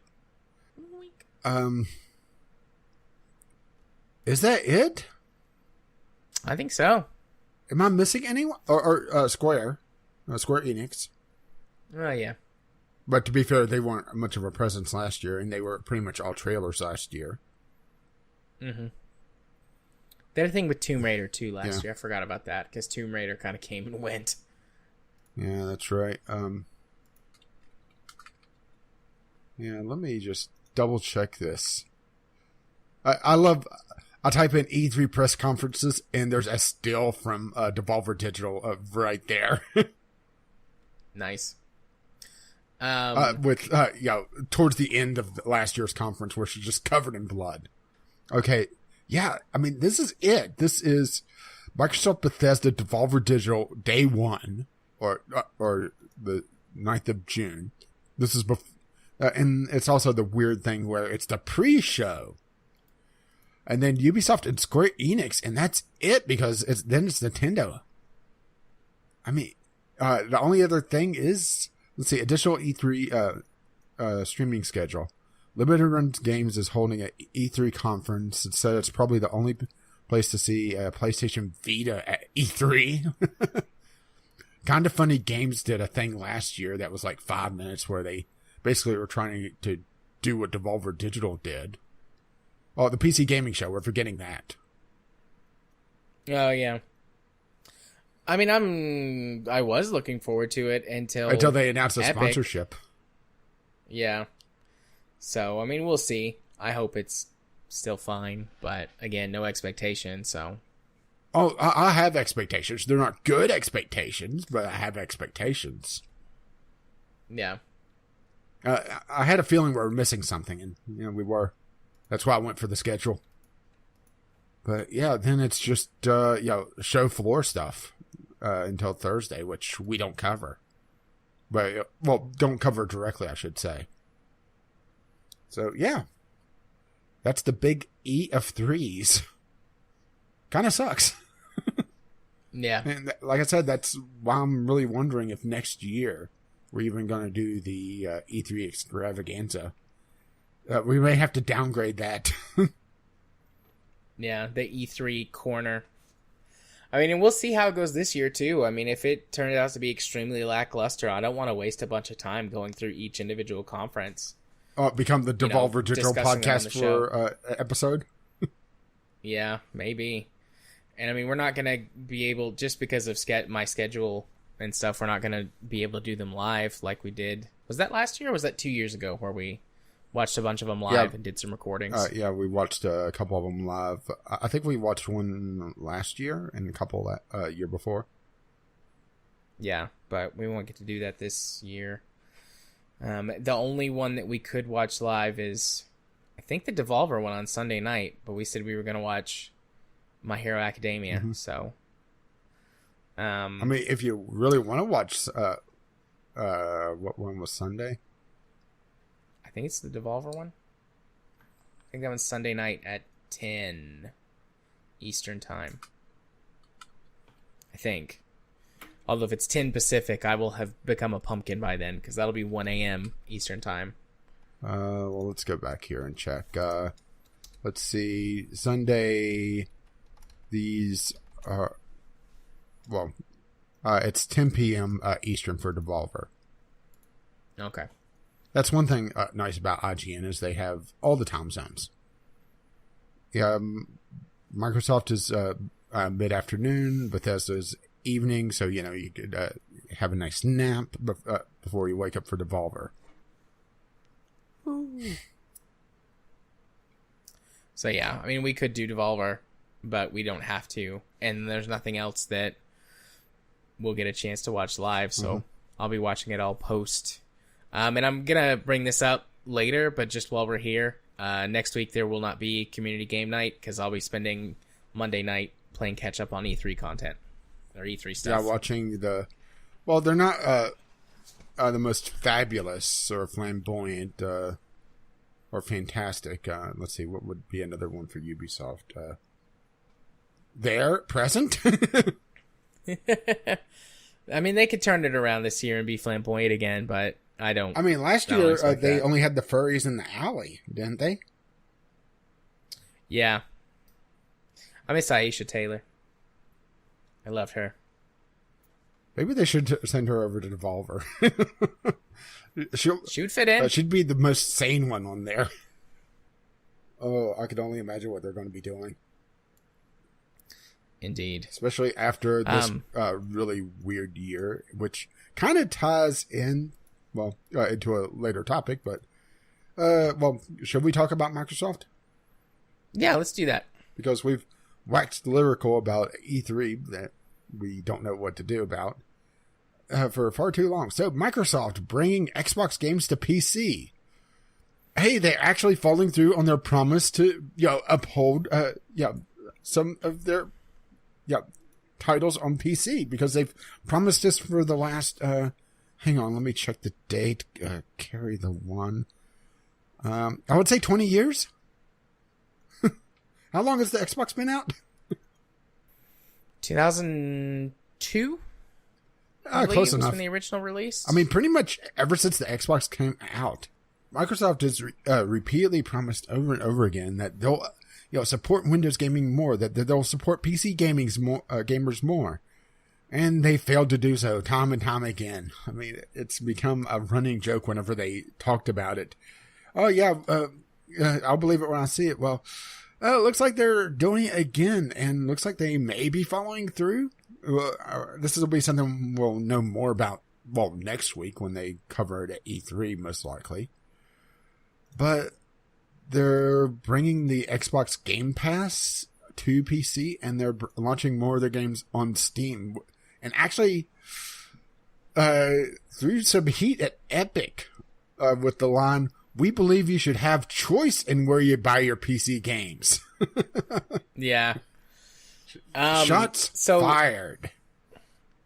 So with the Game Pass, well, they haven't spelled everything out as completely as I suspect they will at E3.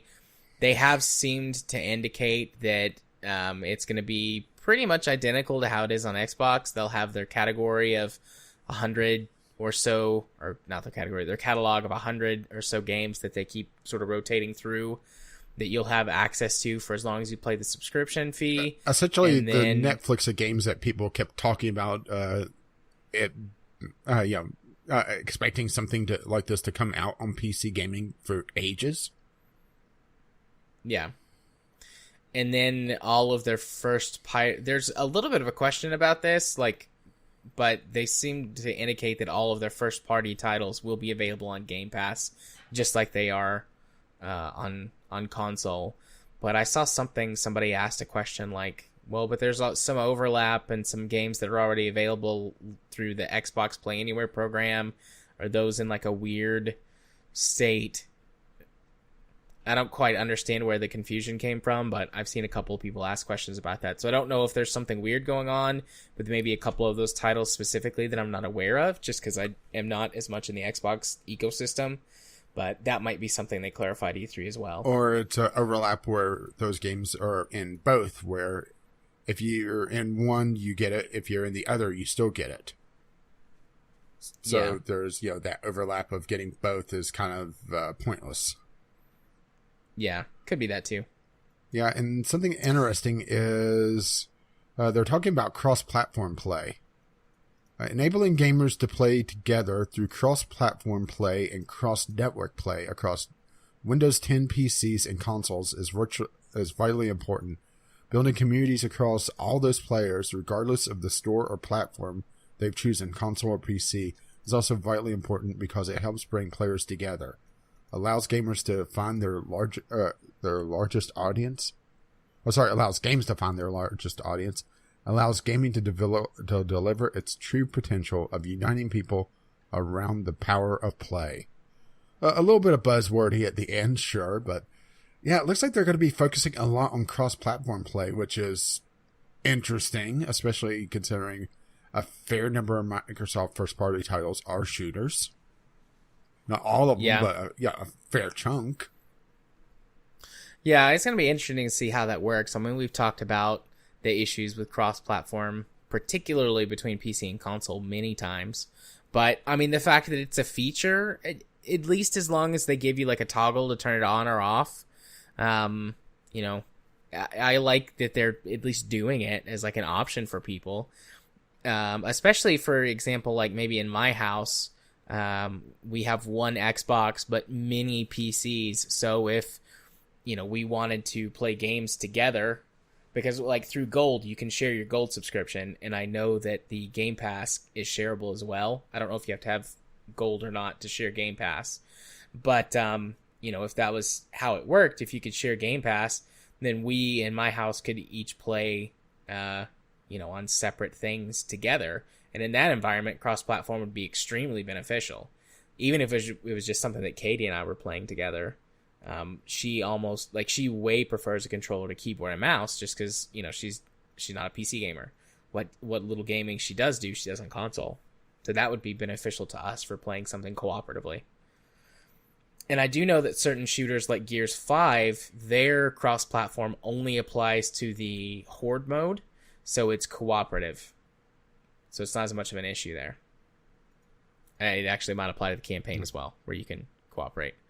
But, I mean, it's good to see. And, I mean, they do have racing games like Forza, several. Yeah, which Horizon and makes, less of a difference. Yeah. The only difference would be, if the person is using a wheel, but that's also a console problem. Yeah. But for what games are coming to Steam, I think, at least what I saw initially, I didn't read through the whole PC Gamer article just because I grabbed one to have a link. I think it was mostly focused on some of their first-party titles, but I don't know if it's all of them coming to Steam or just a select few, or if it's sort of a rollout program. I mean, it was, we had the bomb quite a while ago that the Master Chief Collection was coming to Steam, which was, pretty major. Yeah, that's huge. And another big thing to come out of this is that they're going to stop using or stop forcing developers to use that Universal Windows application. Is that what UWA stands for? Something like that, which had some sort of inherent encryption into it that made modding, if not just outright impossible, far more difficult, which turned off a lot of developers from the Windows Game Store to begin with, because the Windows Game Store initially required the use of it. Yeah. But in order for them to open up to Steam, well, gotta have that. Yeah, gotta have just a regular old executable. And then they've dropped the requirement, or they are dropping the requirement for the Windows Store. Yeah, so. Which is making it a lot more attractive. But hey, it's immediately not the worst PC gaming store anymore. Yeah. I'm not sure how many games I will buy and if it will be worth it to me to get Game Pass, because I suppose they could reveal that Game Pass would work through other services, but I couldn't imagine that it would work through anything except the Microsoft Store in Windows 10 and 8. It would be mind-boggling if they made the Game Pass essentially a launcher and put it everywhere. But then again, that also would open it up a lot more, because the Windows Store does have this stigma about it, rightfully so. Actually, that's how Game Pass works on the Xbox. It's its own separate thing that launches, and it looks similar to the Xbox like storefront where you can buy digital games and stuff, but it's its own separate application that launches. So in theory, assuming that they keep the model, they could put it everywhere. Yeah, they could. That would be cool. I mean, it's just they have nothing to lose with this business model, and everything to gain, or with this move, and everything to gain. Yeah, and I think partnering with Valve to put more of their games on Steam is a good move for Microsoft, and a good boon for Steam, who has still basically done nothing in the face of Epic's skullduggery. Well, I think they realize that Epic can't keep this up forever. That yes, they have the Fortnite money, but the Fortnite money isn't infinite. Yeah, I mean, there's something to be said for sort of hunkering down and waiting out your opponent. And also, I think they may have also realized that Epic has kind of been hanging themselves. See the Epic fail sale. Yeah, that's true. So if Epic was, doing the shenanigans and, not being absolute idiots, it would be a lot more troubling. But the fact that they have a roadmap for very basic features like a shopping cart or even is a friends list included in the store or any social contacts? No, they in the Microsoft store. No, the Epic store. I know that they've outright said that they're not doing reviews at all, which is just mind-bogglingly dumb. The last time I checked, there wasn't a friends anything. No social stuff at all. Oh, no, wait, no. There is a friends list, actually. There is. Sorry, there's a friends list. Because I remembered I had to add Cube when we were playing Satisfactory. Oh, yeah, probably a hangover from Fortnite, right? Yeah. It's super basic. I mean, it's got nothing on Steam's friend. Considering Steam is and chat and stuff. Considering Steam is in the process of redoing everything as well. Yeah, which I'm actually a little shocked that Steam doesn't have some sort of presence, because they talked about redoing their store pretty recently, and they're talking about it rolling out before too long. Of course, this is Valve time, but. They've redone their chat. They've launched a separate chat app. They went full Facebook, and they're splitting their presence into 3 apps, which I know is very scary for Gabe, but thankfully he doesn't have to be too involved in it. And they're making it so that the store app is more focused on just the store and account security, and kind of branching away the chat functionality to kind of lock down the store app, which is frustrating, yes, to have another icon, but do you really have that few icons on your phone? Do you not have phones? Sorry. Did you dropped out for a second? I didn't hear you. Do you not have phones? Oh. Come on, we're talking E3. Of course we have to do that. Yeah, I saw, I think it was on Reddit, and it was a whole bunch of, like, just office phones sitting on a table, and someone had taken a thing and put that they were preparing for Diablo's release. I mean, it was like 20 phones sitting on a table. Yeah. But yeah, I like that Microsoft is doing this. I think this is a positive move. I mean, there's definitely business reasons to do it. You know, I know they're not doing it, you know, out of the goodness of their heart, but it is consumer friendly, and that's a good thing. Which has been sorely lacking. Which is why I've been so anti Epic Game Store, is that they're so anti-consumer to the point of being abusive. That the fact that it's Microsoft of all people, it's corporation, so people. Right. I could hear that eye twitch. Yep, I made a funny face. Funnier than usual?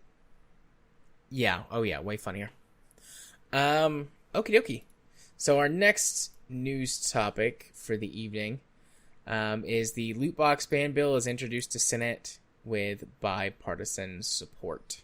Yeah, and the ESA is not pleased, but also with some of the language in it, which this is a case of they're a jerk, but they're not wrong. But at the same time, you know, it's come to this because they've been so inactive and abusive to the consumer base.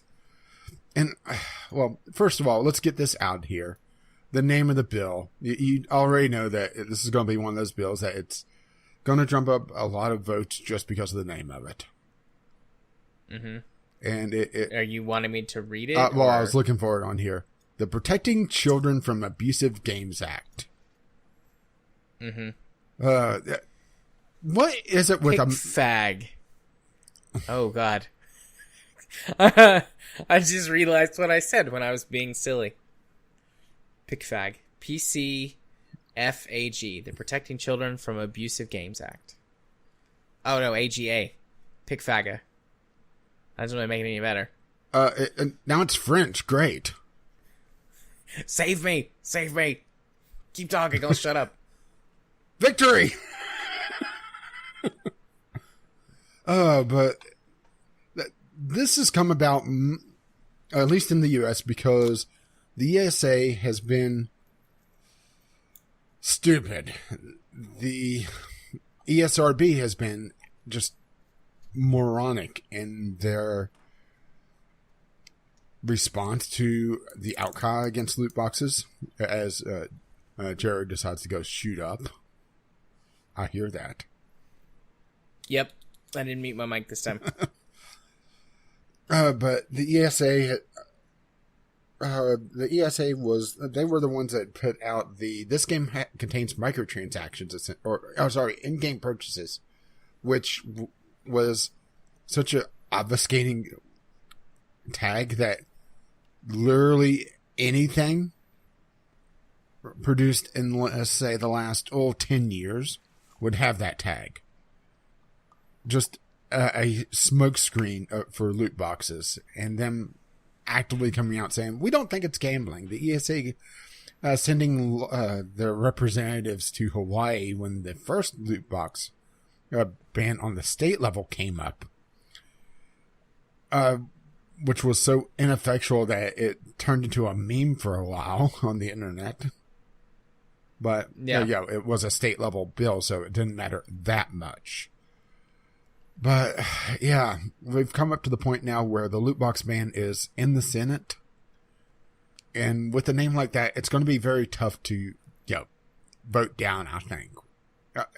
The fact that, it's protect the children is irritating, but yeah. The thing Yeah, I mean, I agree that some of this language is a little bit too vague and might be missing the point in some areas and can be problematic. Because the example given in one of the two articles is about Bayonetta and how, does Bayonetta qualify as buying, power or being pay to win because she's ranked high on the medal list for Smash Brothers? Or just the fact that she would be a choice for a simple strategic choice is the other thing. Let's just ignore the tier list, because the tier list can be dumb. And the tier list can change weekly or daily as people discover new things about characters, especially in a fighting game like Super Smash Brothers.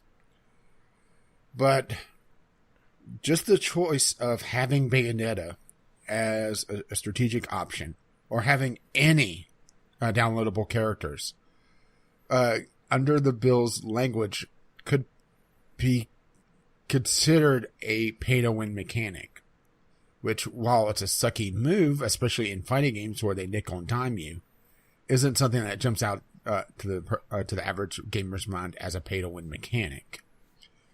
So, yes, the ESA has a point here where, yes, the bill is flawed and it is potentially riddled with inaccuracies. They also talk about the microtransaction language, where it doesn't detail what microtransactions can or cannot be used. And there's a difference between the different options. If it's just cosmetic, if it's loot box, if it's gacha, is it an expansion, or if it's character driven, or that sort of thing. The fact that it's a more vague language in the bill itself is troublesome, but it's also at the point in the bill's lifespan where these things get ironed out.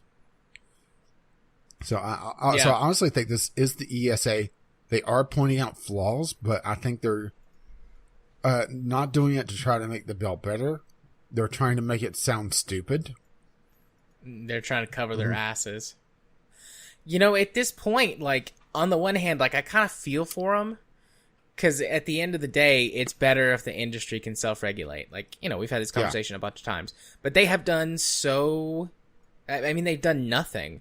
And in fact, they've done things that have made it more difficult to... Yeah, like I mentioned the tag from the ESRB.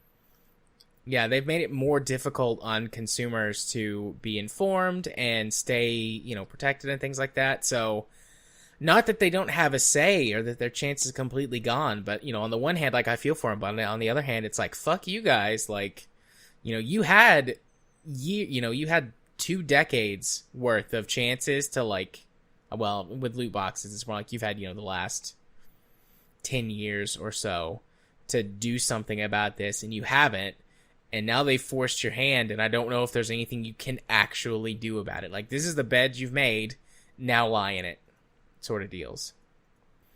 So, it's messy. It's complicated, but here's where we are, and it's largely their fault. Yeah, which, should we read a little bit of the bill? Yes, I realize this is legalese, so, there's a lot of extra words that...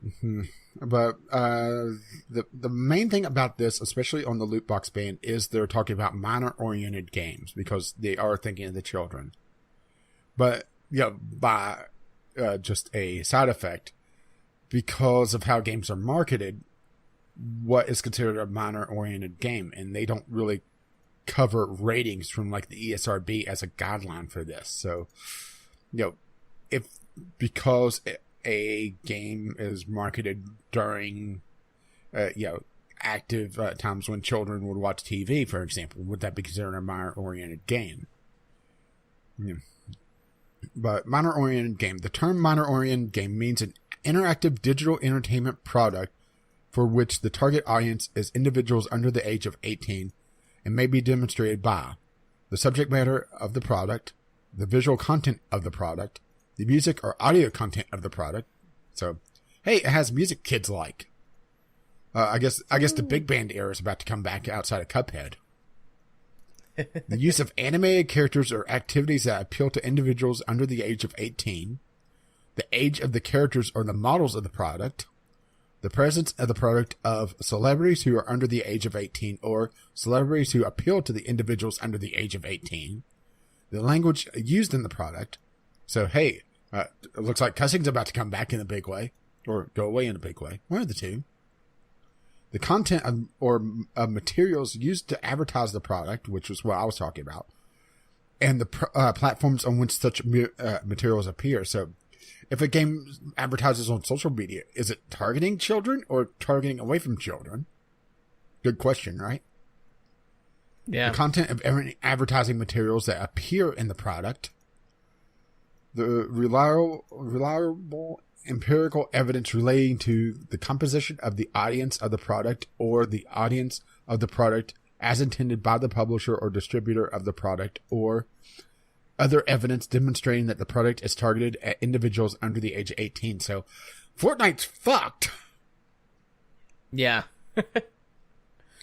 Fuck them. I mean, think about that. That's a lot of items that could be ticked off. And how much of gaming advertising would hit one of those aimed at children? I mean, think of literally any AAA game. I can't think of one that wouldn't tick off at least a couple of those. Especially music and audio content. I mean, that's a bad one. When you say bad, what do you specifically mean? As in difficult to overcome. Oh, okay. Because if there's any pop music in it whatsoever, or any rap whatsoever, I would say that would likely take that one off. I don't know, actually. Pop music, possibly. But rap is a lot more, has a lot more, like, I mean, because pop music, I mean, pop, popular. Mm-hmm. So whatever's essentially hot with the youth these days. But, I mean, even still, there's different pop music designed for different kids. Like, think about, like, One Direction versus, modern day Taylor Swift. Like, if someone's never heard Taylor Swift before, they're coming to her as, like, a 10-year-old kid. You do realize you're now. You're threatening to summon Biff, right? Sweet. I hope he shows up. But, Taylor Swift might not have the same appeal to children as she once did. Granted, that's an edge case that could probably go either way, but there's lots of. Or what about any of the music that we're too old to know about? That's fair, but I don't know. That one, I mean, that one's pretty nebulous. Or also the other one is the celebrities who appeal to individuals under the age of 18. So memes. If Nicolas Cage appears in a video game, I wonder how many kids know who Nicolas Cage really is. Yeah, outside of the random memes, right? Yeah, but would that be enough that they could recognize him? Don't know. See, these are those questions that have to be legally defined at some point, or answered from a legal standpoint. Does that mean we're going to have memes in the Supreme Court? Just the presence of Nicolas Cage and a Nicolas Cage meme in Borderlands 3 constituted triggering this law. Honestly, I can't believe we haven't had memes in the Supreme Court already. I have no idea if it has or not, but that's a research project for another time. But moving along to the loot box language. Prohibition of pay-to-win microtransactions and sales of loot boxes and minor-oriented games. So we covered on the rather nebulous area of what a minor-oriented game is. Turns out it's all of them. Publishers who it is unlawful for a video game publisher to publish a minor-oriented game that includes pay-to-win microtransactions or loot boxes, or an update to an existing minor-oriented game, so that, hey, they're catching EA here, that would enable pay-to-win monetization or loot boxes in such games. Digital game distributors, it is unlawful for a game developer or distributor to distribute a minor-oriented game that includes pay-to-win microtransactions or loot boxes or update, blah, blah, blah, same thing. So what are these? Pay-to-win microtransactions in general.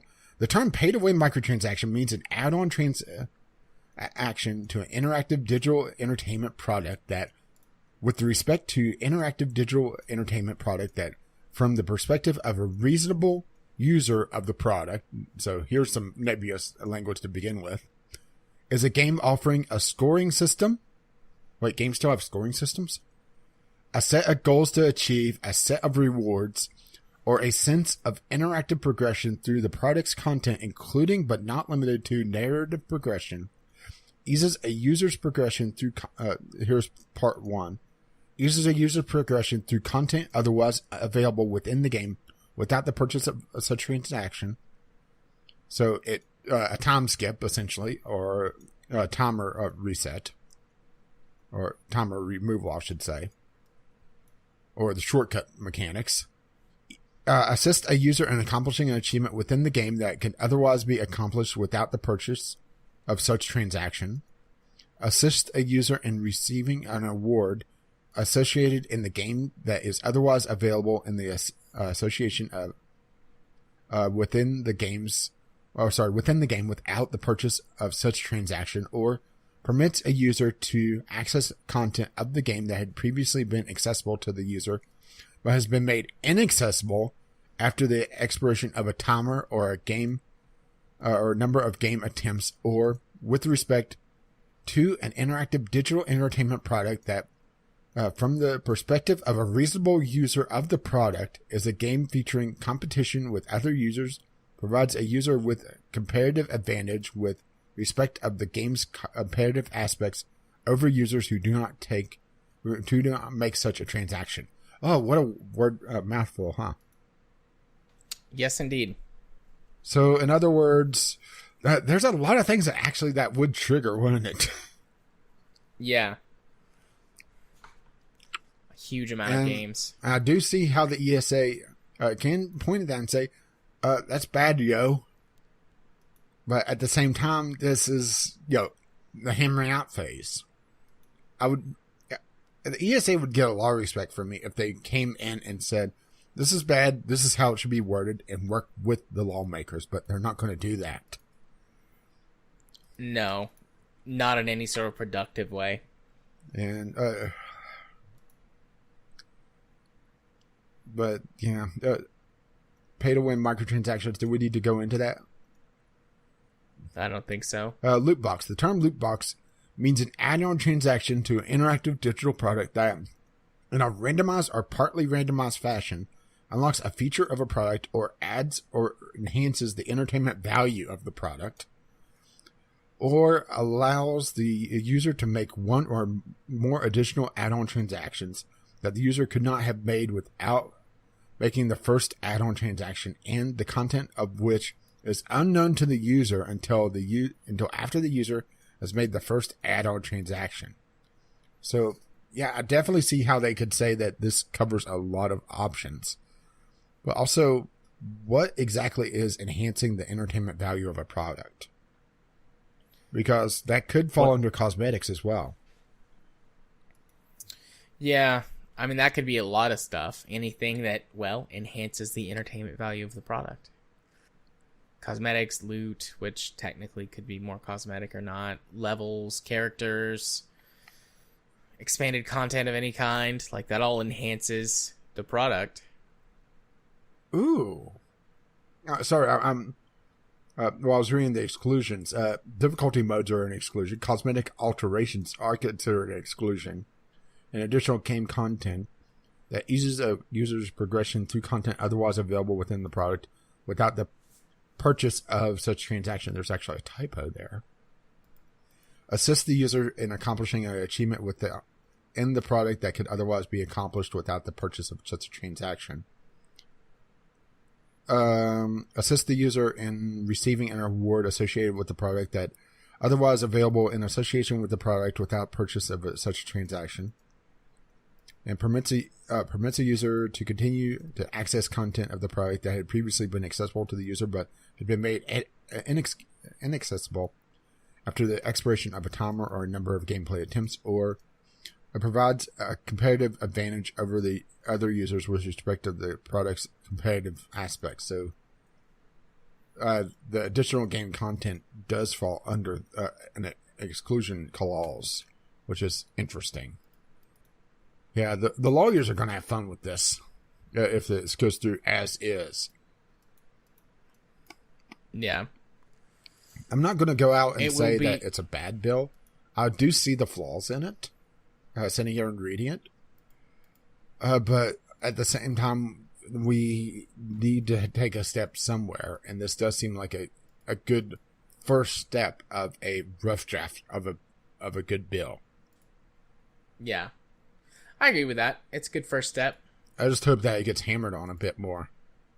I mean, I assume it will be. Most bills tend to. Mm-hmm. So, but that we don't know how many changes or what type or how big the changes will be. So yeah, it needs to blossom. It needs to, give some time in the sun and let grow. And we need some fertilizer for it. So, shall we move on to our next topic? Let us do that. Our next news topic of the night. Todd Howard spews some bullshit. Hey, there's our fertilizer. Almost like I planned that one. We heavily editorialized this topic. The official topic, or news topic title or whatever, Todd Howard admits that the team knew Fallout 76 was not, quote, a high Metacritic game, end quote, at launch, but it's about, quote, what a game becomes. Well, it's a good thing that he wasn't at some sort of electronic entertainment expo. That they could shorten that like 3E or something. Talking about how detailed the world is and how amazing the game is at launch, right? Yeah. It's a good thing that he didn't say anything like that. Yet there's no record of that anyway. Yeah, they're like recordings that Jim Sterling could play over a video, right? That we would definitely not link in the show notes. Yep. Definitely won't be any links there. Where to even start with this outside of just shaking head, right? Yeah. I didn't watch the whole interview. Me either. It's an hour and a half and some change. Like closer to an hour and 3/4.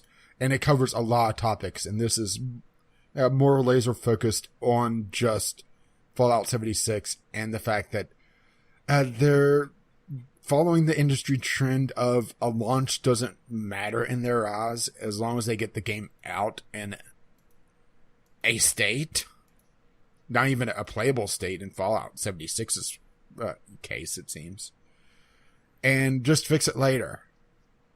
There was one portion in the Young Gav video that Jim Sterling didn't cover that he talked about how maybe they should have had a more open beta that was longer.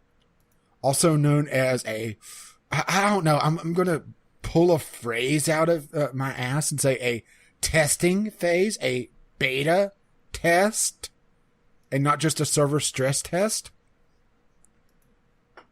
Yeah.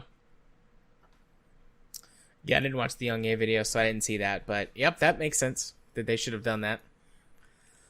Yeah, but then he was also talking about how he wanted to get the game in the hands of gamers sooner. So that kind of contradicts the whole idea of him wanting to test the game more. Yeah. I mean, this whole thing just came across as very disingenuous. The same old garbage we've seen from game executives a lot. Especially on the week coming up to E3 as well. Or sorry, 3E. I assume this is like sort of meant to try and like right at the very end, like sort of reset feelings on all of this. And I'm sure it will work for some people. Like I'm not, naive. But this feels like it's going to backfire way more than it will be positive. Well, because I was going to say, I think for the general population that felt burnt by Fallout 76, it's not going to matter because it's the enthusiast level who's going to sit through a hour and almost 2 hour interview to get outraged by, and the people that casually play games. They're not going to be following the people that covered this. and this only popped up on a couple of the gaming sites I follow. So Yeah. I think that's what pisses me off most is that this isn't going to spread more. This isn't going to go to the four corners of the internet. This is going to piss off the enthusiast level. The ones that already know that Todd Howard is almost as full of shit as Peter Molyneux. Not quite, but he's getting there. Yeah. But, the ones that really need to know this to, not believe his sweet little lies aren't going to hear this, and they're just going to get burnt again and again and again until, they get more jaded and either give up on gaming or become more informed and come closer to the enthusiast level. Or what would be the level? Informed? More informed about gaming? Yeah. More interested, informed. Not necessarily enthusiast, but... Yeah, but become a more informed gamer and realize, maybe I shouldn't. But, Bethesda still, for the masses, is still riding on that kind of wave of, honestly, past glory. Because, Bethesda honestly feels like just a hollow shell of what they were 20 years ago. And hey, they're still producing the same game content. Yeah. Yep. I don't... Using the same engine. Part of the the part of the interview that I did watch, some of it was on... that was in the Jim Sterling video and maybe the Yongye video too. And then I went and kind of skimmed through it just briefly. Just watching him talk was... He has a very punchable It wasn't face, making me he? mad. Yeah, I mean, it wasn't making me mad. It didn't go that far. But I just was I was sitting there seriously, dude? Really? But I mean, that's what they do. They just... I don't know. They get very good at just talking bullshit. Pure Molyneux. Yeah. Which... The fact that No Man's Sky was able to turn things around, I think, is a argument in his favor, but also hurts consumers in the long run. Yes, I realize that you enjoy No Man's Sky, but it's a point of, hey, they were able to do it. Maybe this game could do it if we hold on long enough. Or, okay, it's a broken state now, but games as a service is a thing, so they'll patch it eventually, and then I'll be able to enjoy it. It just feels like such a sucker's bet to buy a game, especially a game that is a live service game, in the first 6 months. That used to be my stance with purely MMOs, to not even really research them for 6 months, because when I left World of Warcraft, it was kind of the tail end of the WoW killer phase. There were so many just dead and dying MMOs on the market that it didn't really make sense to even get invested. It was, okay, well, let's see how it does 6 months from now. What's the population like? It's feeling like that pretty much for the industry above the AA threshold now. Especially games that do games of service. I think the biggest difference between No Man's Sky, though, and other games is that for better or for worse, and I think it turned out for better in their case, they just kept their mouth shut and went to work. Well, it would also have been nice to have some sort of communication, because there was also that, what was it, 6 months, just no communication whatsoever? Yeah, there was a long time that there was no communication, and that wasn't good in the moment, but it was no, we're not doing all this, PR stuff. I mean, highly paraphrasing, but it's we're not doing all this PR stuff. We're working. That was about the only statement that they made, is we're working on it. And then they started releasing the updates and the expansions and, the additional content. I mean, there's definitely an argument for and against No Man's Sky as a precedent for this. That, yes, they were able to turn around, but at the same time, while they did have Sony at their back, it could still be considered a AA game that had AAA marketing. Yeah. So it doesn't quite translate. And here's the other thing, is that No Man's Sky isn't a game as a service game. Or at least, by all the definitions. Yeah. And it doesn't have Very true. a recurrent payment model. It doesn't have microtransactions in it, like a lot of these games do, that expect you to not only buy in, but get all the microtransactions. And hey, you got to get the expansion as well to keep up. In some cases, I don't think Anthem has done that yet. Mostly because they couldn't get away with it. Let's be honest here. But it's just seeing him give that interview, the snippets of it. I looked at it to watch the full thing, and I thought, oh, I do not need to get that angry before. Or I saw, wanted to watch the whole thing, saw the length, and saw, I do not want to get that angry before recording. Or this, close to recording, I should say. Because I have a feeling it would have pissed me off. Yeah, well, I mean, mine was mostly just time. I was watching while I was having lunch at work today. I technically had time, but I also realized that I would not be able to sit here and watch the entire thing on one run. I would have lost my cool, and I would have needed to step away. And then I wouldn't have had time. Yeah. Very fair. Good use of self-control, buddy. 2 thumbs up. Yeah, but then I'll throw it away by saying, fuck Todd Howard.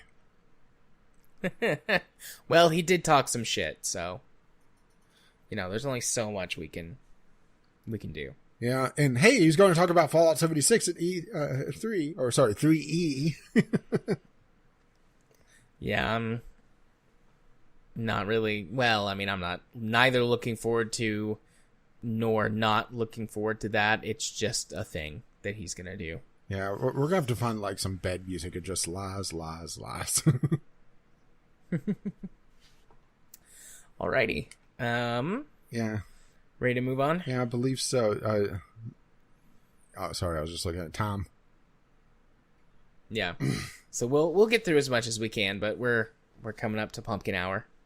So how long have we been recording for? 2:15? Yeah. Minus a bit. So well, that's 2:10 maybe. Well, that's what my timer is. 2:16:26 right now. Gotcha. Okie dokie. The next news topic is the WHO WHO World Health Organization gaming disorder classification violates cultural freedom, South Korean Culture Ministry says. So for the ICD-11, which is the international diagnostic code for all disease, mental or physical, they have added gaming addiction disorder as an official diagnosis, as well as some other stuff. I was actually taking a look at this today before I even saw that you'd put it down as a news topic. Like we were looking at some of the recent things that they've confirmed are going to be in. Saying they're chuckling at work. Or like, oh. I did have a chuckle about gaming, the gaming one, but there's some other stuff in there that I thought was interesting. Like they'll probably workshop the name a little bit, but it is, what did they call it? Career burnout disorder? Oh, yeah, I heard about that. Career stress burnout disorder, something like that. I wonder if the Japanese are calling for it's against their culture. Haven't seen anything about that, but although I haven't looked for it. But yeah, for those who don't know, the Japanese actually have a word for dying from overwork. Yeah. But we've mentioned this a couple of times. I mean, for anyone who just happens to be a new listener, relatively new, or maybe this is even your first episode, hello. I'm a therapist, like a real one. I don't just play one on TV. Well, you do as well. So, so occasionally this comes up, we'll have stuff like this come up and I'll sort of weigh in on it from a professional perspective. And we've talked about this gaming disorder thing a few times, because it's been kind of tossed back and forth a little bit on whether or not it was going to be a real upcoming diagnosis or not. And we've kind of tried to approach the merits from both sides of it, seeing both arguments for why it should or shouldn't. And now that it's been confirmed that it's going to be, at the very least, South Korea is basically not happy with it. Yeah, which South Korea has a more open gaming culture than pretty much anywhere on the planet. Yeah. Well, there's a reason why StarCraft 2's esports scene is pretty much headquarters in South Korea. Is that it's a very big deal gaming in South Korea. So I'm looking here for the actual quote from the cultural minister. Yeah, I should probably pull the article back up. I accidentally closed it, and I just left it closed. Let's see. We regret that our Ministry of Welfare joined the World Health Organization meeting as our country representative agreed in making gaming addiction a disease. So it's a very subtle statement. There's a significant debate among medical and professionals about today's WHO action. We're concerned that they reached their conclusion without the consistency of the academic community. The consequences of today's actions could be far-reaching, unintended, and to the detriment of those who need genuine help, which I would say is a potentially fair case. And from the sounds of it, based on a few YouTubers that's taken the test for the WHO, to be fair, this is a self-sampling survey, right? Or self-sampling study, I guess, in this case.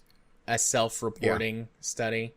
Although, I mean, you mentioned this earlier and we kind of briefly talked about it. That's how most psychoanalysis, psychotherapy, and diagnostics works. I mean, you can be sent to a facility where you're observed and diagnosed that way, but that's a much rarer sample. Probably 95% of anyone who goes in for mental health related stuff, you will sit down with someone and your diagnosis will be based largely around self-report.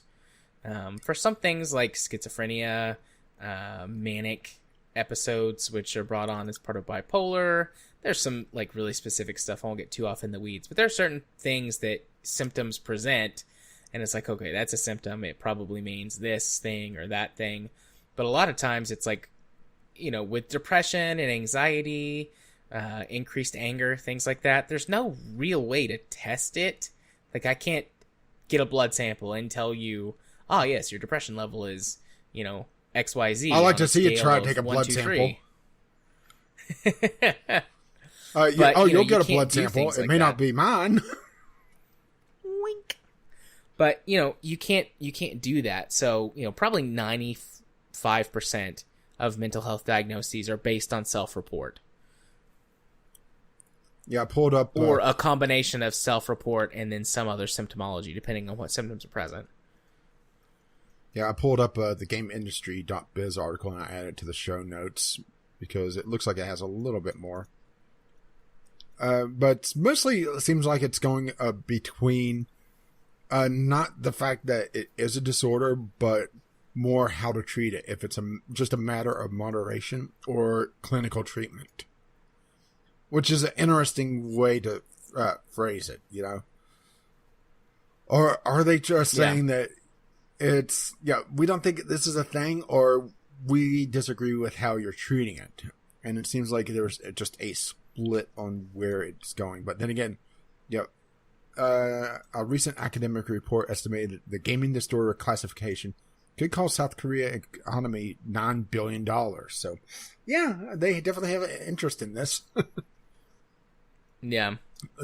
And it's one of those things, too. Like, a lot of it just comes down to, how you're actually working towards treating it and how honest and much effort you're willing to put into said treatment. I mean, there's lots of times that people come in with addictions to things, and it's like, okay, well, let's talk about this. Like, is this something that actually you do need to abstain from, or are there other areas in your life that strengthening or adjusting can help give you some more positive coping skills to deal with whatever this addiction is actually sort of propping up? Ooh, and gaming falls into that category as well. I'm kind of falling down the rabbit hole on this. I'm going to have to maybe add another one, but on the article talking about the hit, they're talking about the negative stigma that the World Health Organization is giving gaming with this classification, essentially trying to, according to them, lumping in with drugs,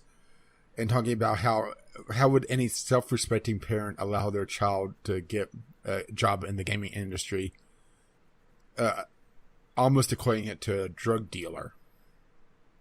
An interesting way to go about it, but then again, that was also a little bit sensationalist as well. Yeah, I mean, that feels like a very extreme point of view. But this is also, them losing potentially $9 billion dollars. I'm assuming U.S. dollars, a conversion, out of their economy. And, yeah. So, potentially a little self-serving as well. But it's kind of an interesting argument on both sides of things. Yeah, I mean, there's definitely valid points to both sides of it. While I don't think that that's a valid point that they just tried to use in their sensationalist argument, I mean, there are valid points to be made. Like, there's been concerns about these sort of rehab centers that have popped up and, how helpful would it actually be? There's issues with overdiagnosing and diagnosing that when it's not really helpful. Or even just a self-diagnosis, because the way the World Health Organization has it set up is that it's essentially a survey and it spits out the results after a 20-minute questionnaire. Yeah. So I'm going to take the questionnaire. I mean, we didn't have time before recording to do it, and I'm just going to go through it and take it and see what the results are. With E3 coming up next, it's going to be 2 weeks before we would really be able to cover it anyway, unless you throw it into the games you played. Yeah. So, I mean, we'll see. We'll see how it goes and what my results come up as and how accurate I feel they are. I'm going to the best of my ability, answer the questions as honestly as possible. But sometimes, like, weird wording can show up and convolute something, or the actual results that you give in. Oh, trust me, as someone that nebulous does these things for a little bit of extra money on the side occasionally. It turns out there's a freelance thing for that online. Who knew, right? Yeah. It's just professional test subject. I'm a professional lab rat. I have hit some surveys that are very leading with how they have their questions worded, and it's something after doing a few thousand of them, I started to notice. Yeah. I mean, I think the World Health Organization would try to be a little bit more neutral about it and not be as leading as, some random student doing a thesis. I would hope at least, but, there's no guarantees on this as well, which could kind of flow back into how South Korea is, a little worried about this. Maybe seeing it as the West trying to horn in on their culture, which is where they're coming from the cultural standpoint, and potentially hurting their economy in the process. But hey, why would the West be hurting the Asian economy just at complete random, right? Right. But so we'll see how this continues to pan out. I was in favor of it, when it came up on the show before. I still am. But, like I said, I see valid points on the other side of the argument.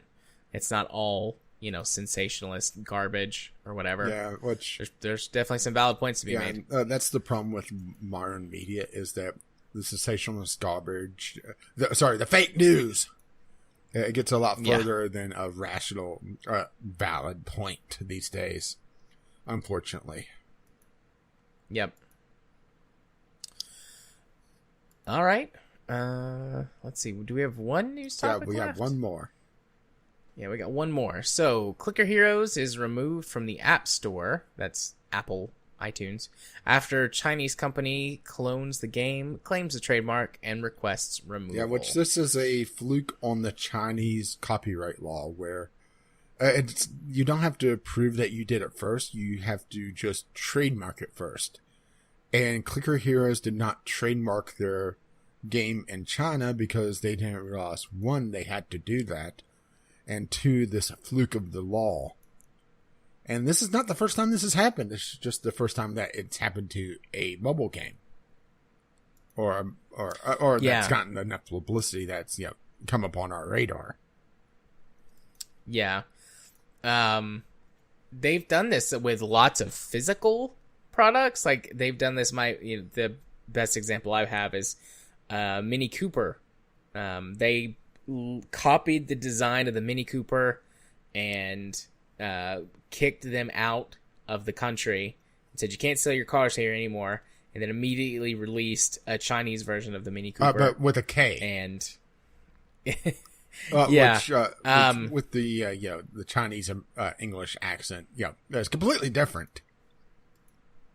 Yeah, but and they've done that with other stuff too. But just I remember Top Gear had an episode. Well, it's Grand Tour now. They had an episode on that was in China and discussed a lot of like Chinese cars and stuff. This past season.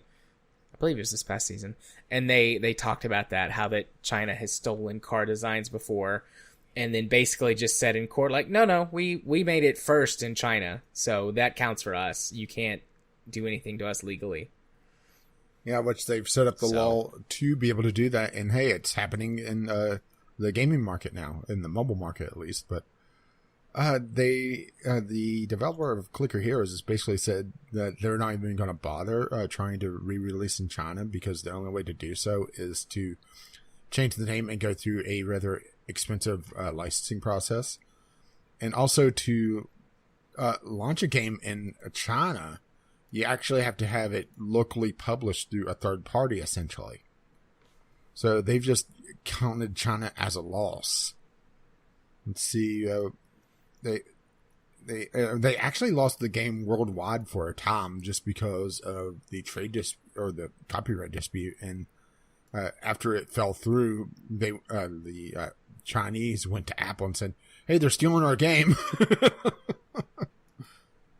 Yeah, and Apple turned it back on everywhere except in China after a little bit. Yeah, which I imagine, Apple doing that worldwide, they didn't really have a choice because they had to uphold essentially something like the DMCA, where in order to be considered a safe harbor, I'm not sure how this works exactly, but I'm applying the DMCA, what I know of it, to it, that they immediately have to take it down, then they have to launch the investigation of what happened. They can't, just say, oh, okay, well, we'll investigate and check this out. No, it has to immediately go down, at least in the DMCA. I'm not sure if Chinese have, some sort of agreement, but, it's very much in Apple's interest to appease the Chinese. Right. I mean, China's a massive market for any product if you can get in there. Well, it's the biggest market. Yeah. I mean, there's only, 1 billion and some change. Is China's population up to 2 billion? Actually, I don't know. China's population 1.386. 1.3. Okay. Of 2017. So let's add another 0.2 to that. Yeah, but. I mean, China is making huge strides, but there's still a huge disparity in certain areas of China. Actually, you said that's interesting. Sorry. Is India looks like they're catching up big time as well. Yeah, India's has become a huge market as well. But China's kind of has a slope going that's kind of flattening out while India is just rocketing up. Well, China's one-child policy law has really held them back. Yeah. Although that population growth is still pretty big. But, thinking about it, though, in real terms, like, even if you only had access to 50% of China's market, that's still... that's still more than... 700 million people. That's double the entire population of the United States. If you only had... Even if you only had access to... Not that you had cornered 50% of the market, but you just had access to 50%. That's still twice the U.S. population. So never mind. What I said was dumb. I'm on a roll this week with dumb stuff that I've said. Hardly surprising. I mean, the U.S. population is less than a quarter. 23.49% to be exact, as of 2017. So the fact that companies are shifting to more focus on China and appeasing Chinese law, even though Chinese law is, well, let's be honest, it's stacked towards to favor the Chinese, because that's how it's always been for them. Yeah. It's not exactly surprising. But it really sucks that any game that's even having a modicum of success have to deal with all these added hoops now, because China could just steal it and take down the original game worldwide for a time. Yeah, that's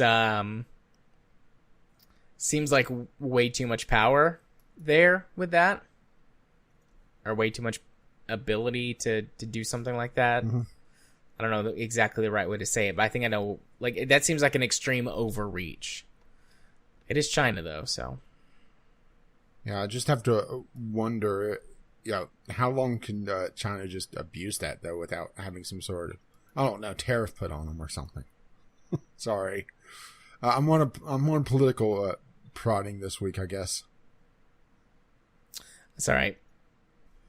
But, again, this is another thing. We'll see how it develops, but I think, and this is also one of those things that we don't really have a lot of knowledge of Chinese law, and I'm trying to put allegories that really don't fit, because the Chinese law. Well, we talked about the Chinese culture before, where they have an emphasis of winning no matter what, and that's why there's so many hackers out of China. It's not just sheer numbers, and 1% of 1.3 billion is still a lot of people.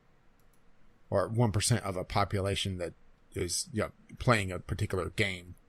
But China has a win by any means necessary, just because there's so much competition that their law is designed around that concept as well. Is kind of sucky for anyone that wants to go into that market and actually play fair by other standards. But that's also probably why we see so many games that launch individual versions that are completely foreign to what the game is outside of the Chinese market. There was an article that I saw while I was doing the news sweep talking about Fallout Shelter, how it has changed over the last couple of updates to be essentially a completely different game, but only in the Chinese market. Just trying to appease that 1.3 billion. Eve's doing that. They're launching a completely different version of the game in the Chinese market on mobile devices. I remember WoW for quite a while. They had a completely separate launcher, and the Wrath of the Lich King expansion was delayed by a year and some change, just because of how Chinese culture views the dead, and especially skeletons, as disrespectful, that they had to redo a lot of modeling. They had to essentially take all the skulls off things, which meant, I think, pretty much a complete redesign of the Lich King. Yep, that would do it. It's going to be interesting to see where things go as China becomes more of a world power, and as India is kind of challenging them. Because India has its own restrictive cultures or cultural norms as well, but not nearly as much as China does. I know even less about Indian culture than I know about Chinese culture. I only know a couple of things, but I don't really want to go on the record for them, just in case, Right. I know a little bit about Chinese culture just because the two Chinese exchange students that lived with my in-laws for so long, and that we still keep up with and still see at Christmas and stuff like that. So, I mean, I've asked them lots of questions about China and Chinese culture, but it's still kind of a narrow perspective, because they're both early 20-something women who come from roughly the same sort of economic background and stuff. So, well, I go to the Asian market occasionally. Yes. I have a container of Chinese 5-spice. But I'm joking. I do understand a few of the things, and I've read up on it a little bit. But I do know that there's certain restrictions that you just can't do in China. The news was talking about the Dominican Square massacre, and how the Chinese have completely suppressed knowledge of that in mainstream China. So, hey, if you have a game talking about historical events of the last 30 or so years, you're going to have trouble, right? Yeah. Boy, that got on a downer, didn't it? It did. That's okay. Anytime political stuff comes up, it's pretty much a downer, honestly. Yeah, I'm sorry I've been prodding you too much. Nah, it's okay.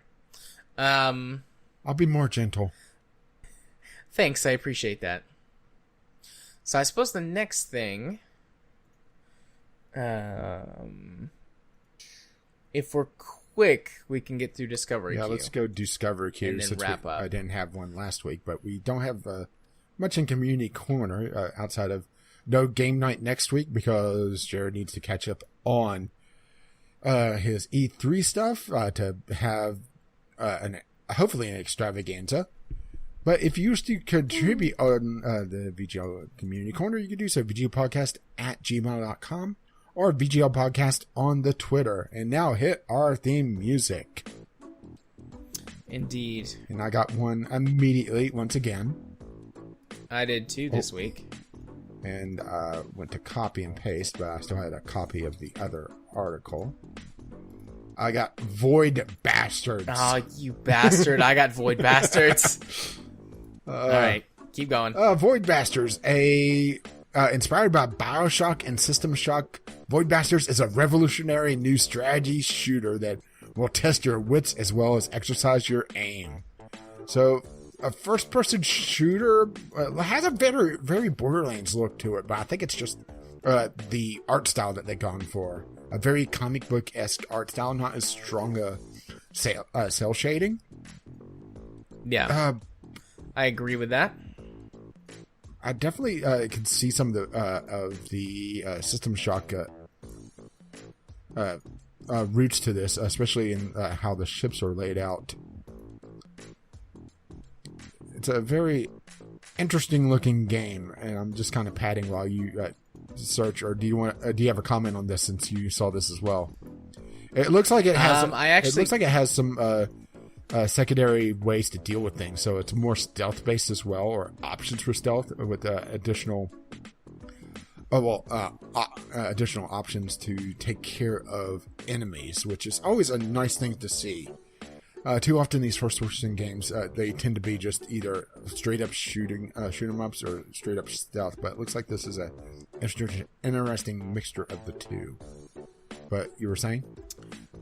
Yeah, I mean, I don't really have too much to add. I saw Jim Sterling did a Jim Impressions video on it. I didn't see that. And he generally liked it, and I liked the look of it, and just everything about it, the look, the feel, the Borderlands-esque cell shading art style. Because, I mean, that reminded me of that immediately. At first, I thought it was like a Borderlands thing, like, you know, an expansion, a side project, something. Mm-hmm.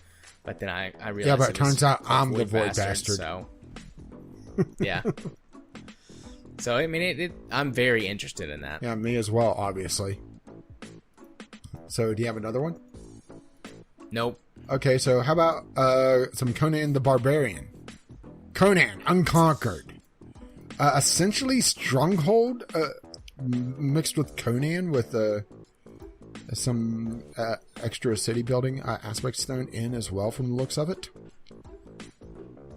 Build your stronghold and assemble an unconquerable army to survive the savage hordes. It's a mixed reviews, but it doesn't have that many reviews, but it's sitting at 68%. In this real-time strategy survival game set in the world of Conan the Barbarian, developed by Command and Conquer veterans. So, I just got your attention, huh? Petroglyph. Yeah. Who have... they did Grey Goo, so that was actually a decent game. I didn't get to play much of it. I liked Grey Goo. So this is from the same developer. Sweet. I'm Grey interested. Goo, Star Wars Empire at War. I really liked Empire at War. I'm kind of selling you on this now. It has a definite, like, Age of Empires look to it. But I think that may just be the more sort of exaggerated art style. And since it's Conan the Barbarian, it's kind of in that, not medieval, but I'm blanking on the proper name of the term now. But you know what I'm talking about? That sort of a time period? Yeah. Sort of so. around Roman time with the... I'm blanking on the proper terminology here, but it definitely looks like it could be an Age of Empires game with a mix of Stronghold, which there's not enough games, in my opinion, that have a Stronghold feel to them, where you're building up your essentially you're turtling up. Yeah, I do like to turtle. Yeah, there was 1 billion, wasn't it, or something like that? That came out not too long ago. That was a real-time strategy. You got something out of my library. Spellforce 3 Soul Harvest. No, you mispronounced it. It's Soul. No, Soul Harvest. So the Spellforce series has been a game series I've been intrigued in for a long time. On Steam, I have Spellforce 2 Demons of the Past. That was one of the early games I got for review way back when I was doing game reviews. I really like the series. It's got this interesting combination of real-time strategy and RPG mechanics where you have hero characters that level up and that you can acquire gear for, and that you can choose different team members. There's actually like genuine story dividing choices, not just sort of false choices, and not all of them at least appear to be binary choices. There's some nuance to it. There's an interesting magic system that you can utilize if you're controlling your heroes in a more sort of isometric or top-down style versus when they're in an RTS mode. Spellforce 2 was an excellent game. I've since played the original Spellforce, and then there's like one of those like sort of sequel things or spin-offs that has the same sort of mechanics and stuff in it, but it's not a numbered sequel. I've enjoyed every one of them that I've played, and I didn't know that this was coming out. Yeah, I got review code of I'm it interested. Like last week. I'm not sure if it's a direct sequel or not, if it ties into the story or not. I hadn't gotten a chance to play it, and because I hurt my thumb, I didn't want to worry about a strategy game. Yeah. The only thing that I never really cared for is this game series hasn't had great voice acting. The ones that have had voices, and beyond just like the cutscenes and stuff. Voice acting is not great, but that's something that I can sort of deal with and overlook. So good games. I have thoroughly enjoyed the ones that I've played previously. So, and this is only $25, and this game just came out the 28th.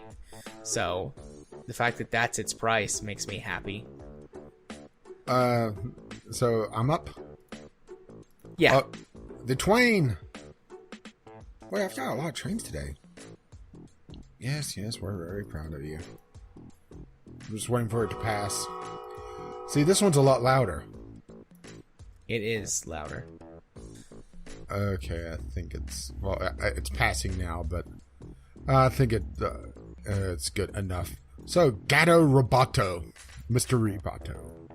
So, a Metroidvania game where you're a cat exploring a spaceship in an armored mech. This is published by Devolver Digital, so things are going to get weird. But it has an interesting aesthetic to it. It's a original Game Boy look to it. A little bit crisper in the wrong color scheme, but to be honest, the original Game Boy games were black and white. It's just they were on a green screen or a green filter. So it has a very interesting art style to it. And, I do like my Metroidvania games. I don't get to play them as much as I would like, just because often they're that one indie Well, they're about the second one to just regular platformer that there's a lot of trash in, and it's tough to sort through, and also they take a lot of time. But this is a interesting little game. It looks like definitely worth checking out, and it's in the sub $10 range. It is $7, or sorry, $8 at $6.80 on its release sale. So yeah, definitely worth checking out. So you got one? Yeah. I'm nearly through my whole queue though. I have not had much. Oh, I've had a really good queue. I have my next one immediately after this one. All right. Basically, my next one. Go ahead, but I'm going to say my next one. The first sentence is going to sell you on it. Okay. So I got Glorious Companions. I've heard a couple of things about this game from people who had it pre-release, just like seeing stuff about it. It's a turn-based tactical RPG where you're the leader of a mercenary company. It's and you're doing turn-based combat. I mean, I love myself a good turn-based combat game. I've heard that the mechanics in this are really solid. It's got a pretty good story. And the sort of management aspects of it are handled well. So I'm in for that. Just seems like a good, solid turn-based strategy game from what I have heard. Okay, right, so I have Dragoon. Dragoon is a single-player, first-person Freud noir mystery set in the 1920s Norway. Or Ford Noir. So it's a mystery game set in 1920s Norway. So that's an interesting time frame and area to put a game in. But it looks like, let's see, the year is 1923. You play Edward Charles Hardin, American traveler who's come to Norway to find his missing sister. But you're not alone, and every step of the way, Edmund's accompanied by his ward Lissy, gangrenous, independent, energetic young woman. You must explore the scenic coastal community nestled amongst the fjords and mountains in rural Norway. I mean, the game looks absolutely beautiful. It has a little bit of a overshine to it, like everything's a little plasticky on some of the wood textures. It has a very nice, like warm feel to it, which makes me think that things are going to go south quickly in this. It is labeled as a walking simulator, which is a little troublesome, but that tends to be towards anything that's more narrative than anything else these days. And at first, when I first saw that, I thought it said Freud, as in the psychologist, and not Fjord, which is why I thought it would be more interesting to you. But it is a very interesting looking game to me. And hey, 1920s Norway, that's something we haven't seen before. Yeah, that's a new one.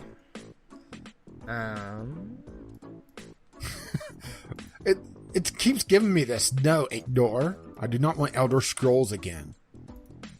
Oh dear God. All right, that's my cue. That's just got porn. 2 games. That's porn that you've sent me, actually. Is it? The naughty maid one. Oh yeah. I think I had that one last time we did a queue. Interesting. I'm looking at one. It's a VR game, so I'm going to pass on it. But it's from the co-creator of Rick and Morty. That's one thing, the fandom of Rick and Morty's kind of put me off from ever wanting to watch that show. They get a little bit much. Yeah, I've never been interested in Rick and Morty. Yeah, I'm clicking through. Roguelite deck building game? Why not, right? And then I click off it accidentally. Whoops. Come on. So, Neoverse. Sounds like a Neopets knockoff, doesn't it? Or a weird Matrix. Neoverse is a beautiful, fantastic, game consisting of adventures with thrilling challenges. Well, solid, right? So deck building roguelite.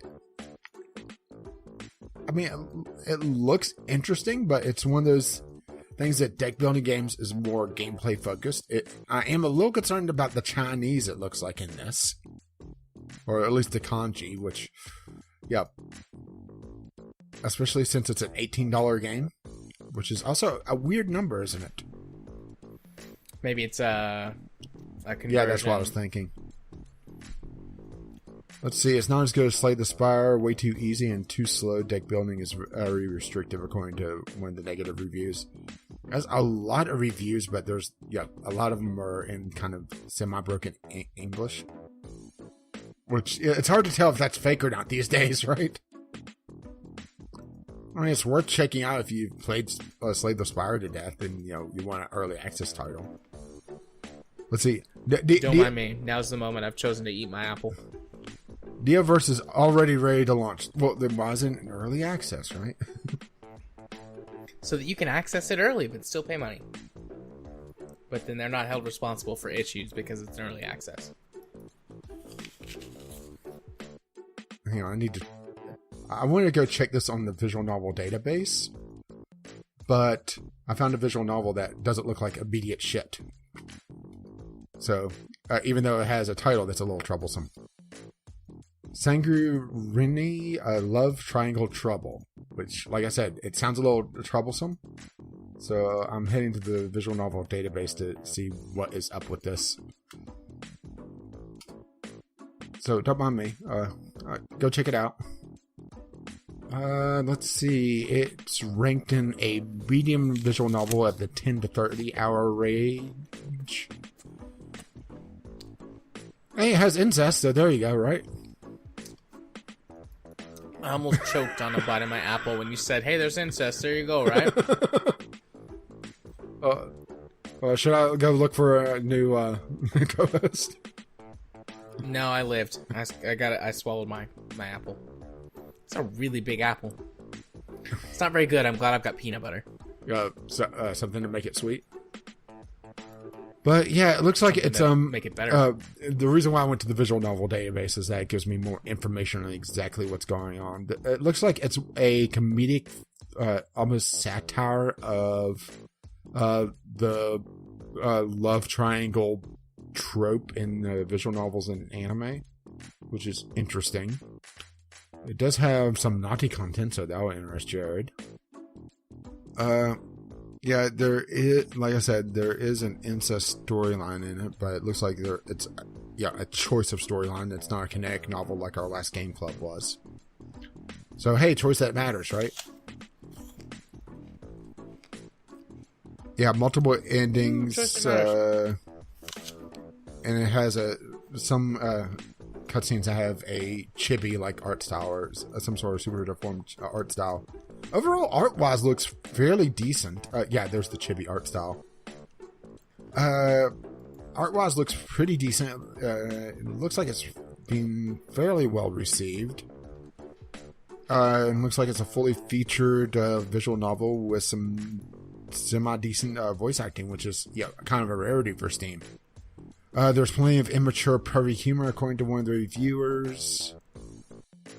Some of them are saying that the characters are kind of knockoff, so that kind of lends itself to it being a satire game, which, that's fine, right? But yeah, interesting. It looks like it's not immediate trash.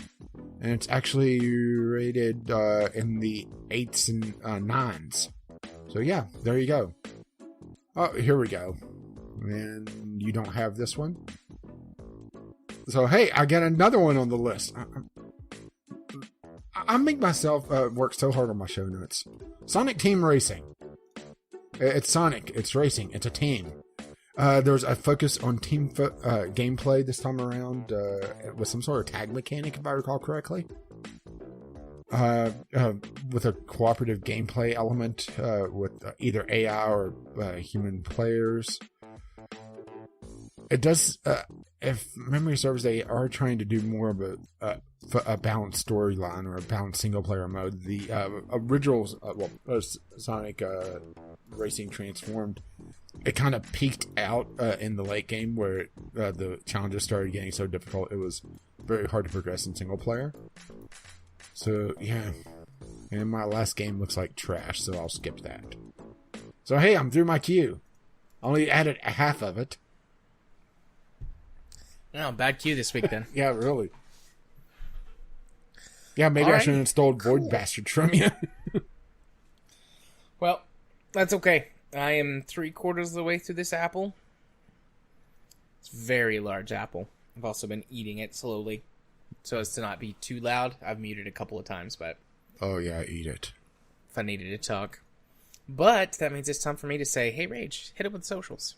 So that means I scroll all the way back up at the top while I say, once again, you could reach us at VGL Podcast on Twitter, or you could email us, VGL Podcast, with your letters, voicemails, and gaming-related topics. Just want to throw in that once again to try to emphasize, hey, send us some stuff. Before I say, I've been Caffeine Rage. You can find me on YouTube, Gaming with Caffeine Rage. You can find me on the Twitter, Gaming with CR, where I tweet Deadpool gifs when I cut my finger. Or you can find me maybe someday on Twitch, twitch.tv/caffeine_rage. And you have been... Gaming Psychologist, whom you can find over on YouTube by searching for Gaming Psychologist. You can find me on Twitter at JMA4707. And you can bring my friend on Steam by sending a friend request to JArthur4707. And if you wish to let them know exactly what episode of the podcast you're coming from, the password for this week is Hornswoggle. Hornswoggle. Nice. Yeah, I went back into my list of words for that one. Yeah, can you guess who I was thinking of? No. Hornswoggle? Really? Really? Get the better of I recognize someone by cheating or deception? Oh, okay. You were thinking the wrestler, weren't you? I didn't know there was a wrestler named Hornswoggler. So yeah, he was back in the Attitude Era of back when it was the WWF. He was a leprechaun. He was a midget. Well, that's interesting. Matter of fact, if you Google Hornswoggle, you get quite a few leprechaun midget wrestler photos. I will have to look that up later. He was actually a tag team champion at some point. Oh, look, he's hugging Vince McMahon. It gives Vince McMahon a better angle to shove the knife on his back, right? Yeah. Hey, we found a bigger dick than Todd Howard. Vince McMahon. The biggest dick of them all. So back to the outro. Yes, please. Let's see. Our patreon.com/VGL podcast helps pay for this absolute madness. And who knows what has been cut and what hasn't been cut by our all-powerful editor. But if you wish to find what has been cut, you can find that in the Franken episodes over on VGLpodcast.podbean.com. Or you can find them eventually on iTunes, Google Play. But our Podbean also has the show notes, links to all our stuff online, and who knows what. Oh, and a link to our Discord. One of these days, I am going to have to fix that bot, though. Or just, force people to be shoved in a crate for 10 minutes. We had a bit of a spammer problem for a while, what can I say? As I pop my back and say, our intro and outro music is On the Ground by Kim McLeod, and our Discovery Key music is Doobly Badoo by the same artist. You can find his work at incompetech.com, and... as always, as his lovely music starts to roll across my voice. Well, bye now. See you next time. Bye-bye.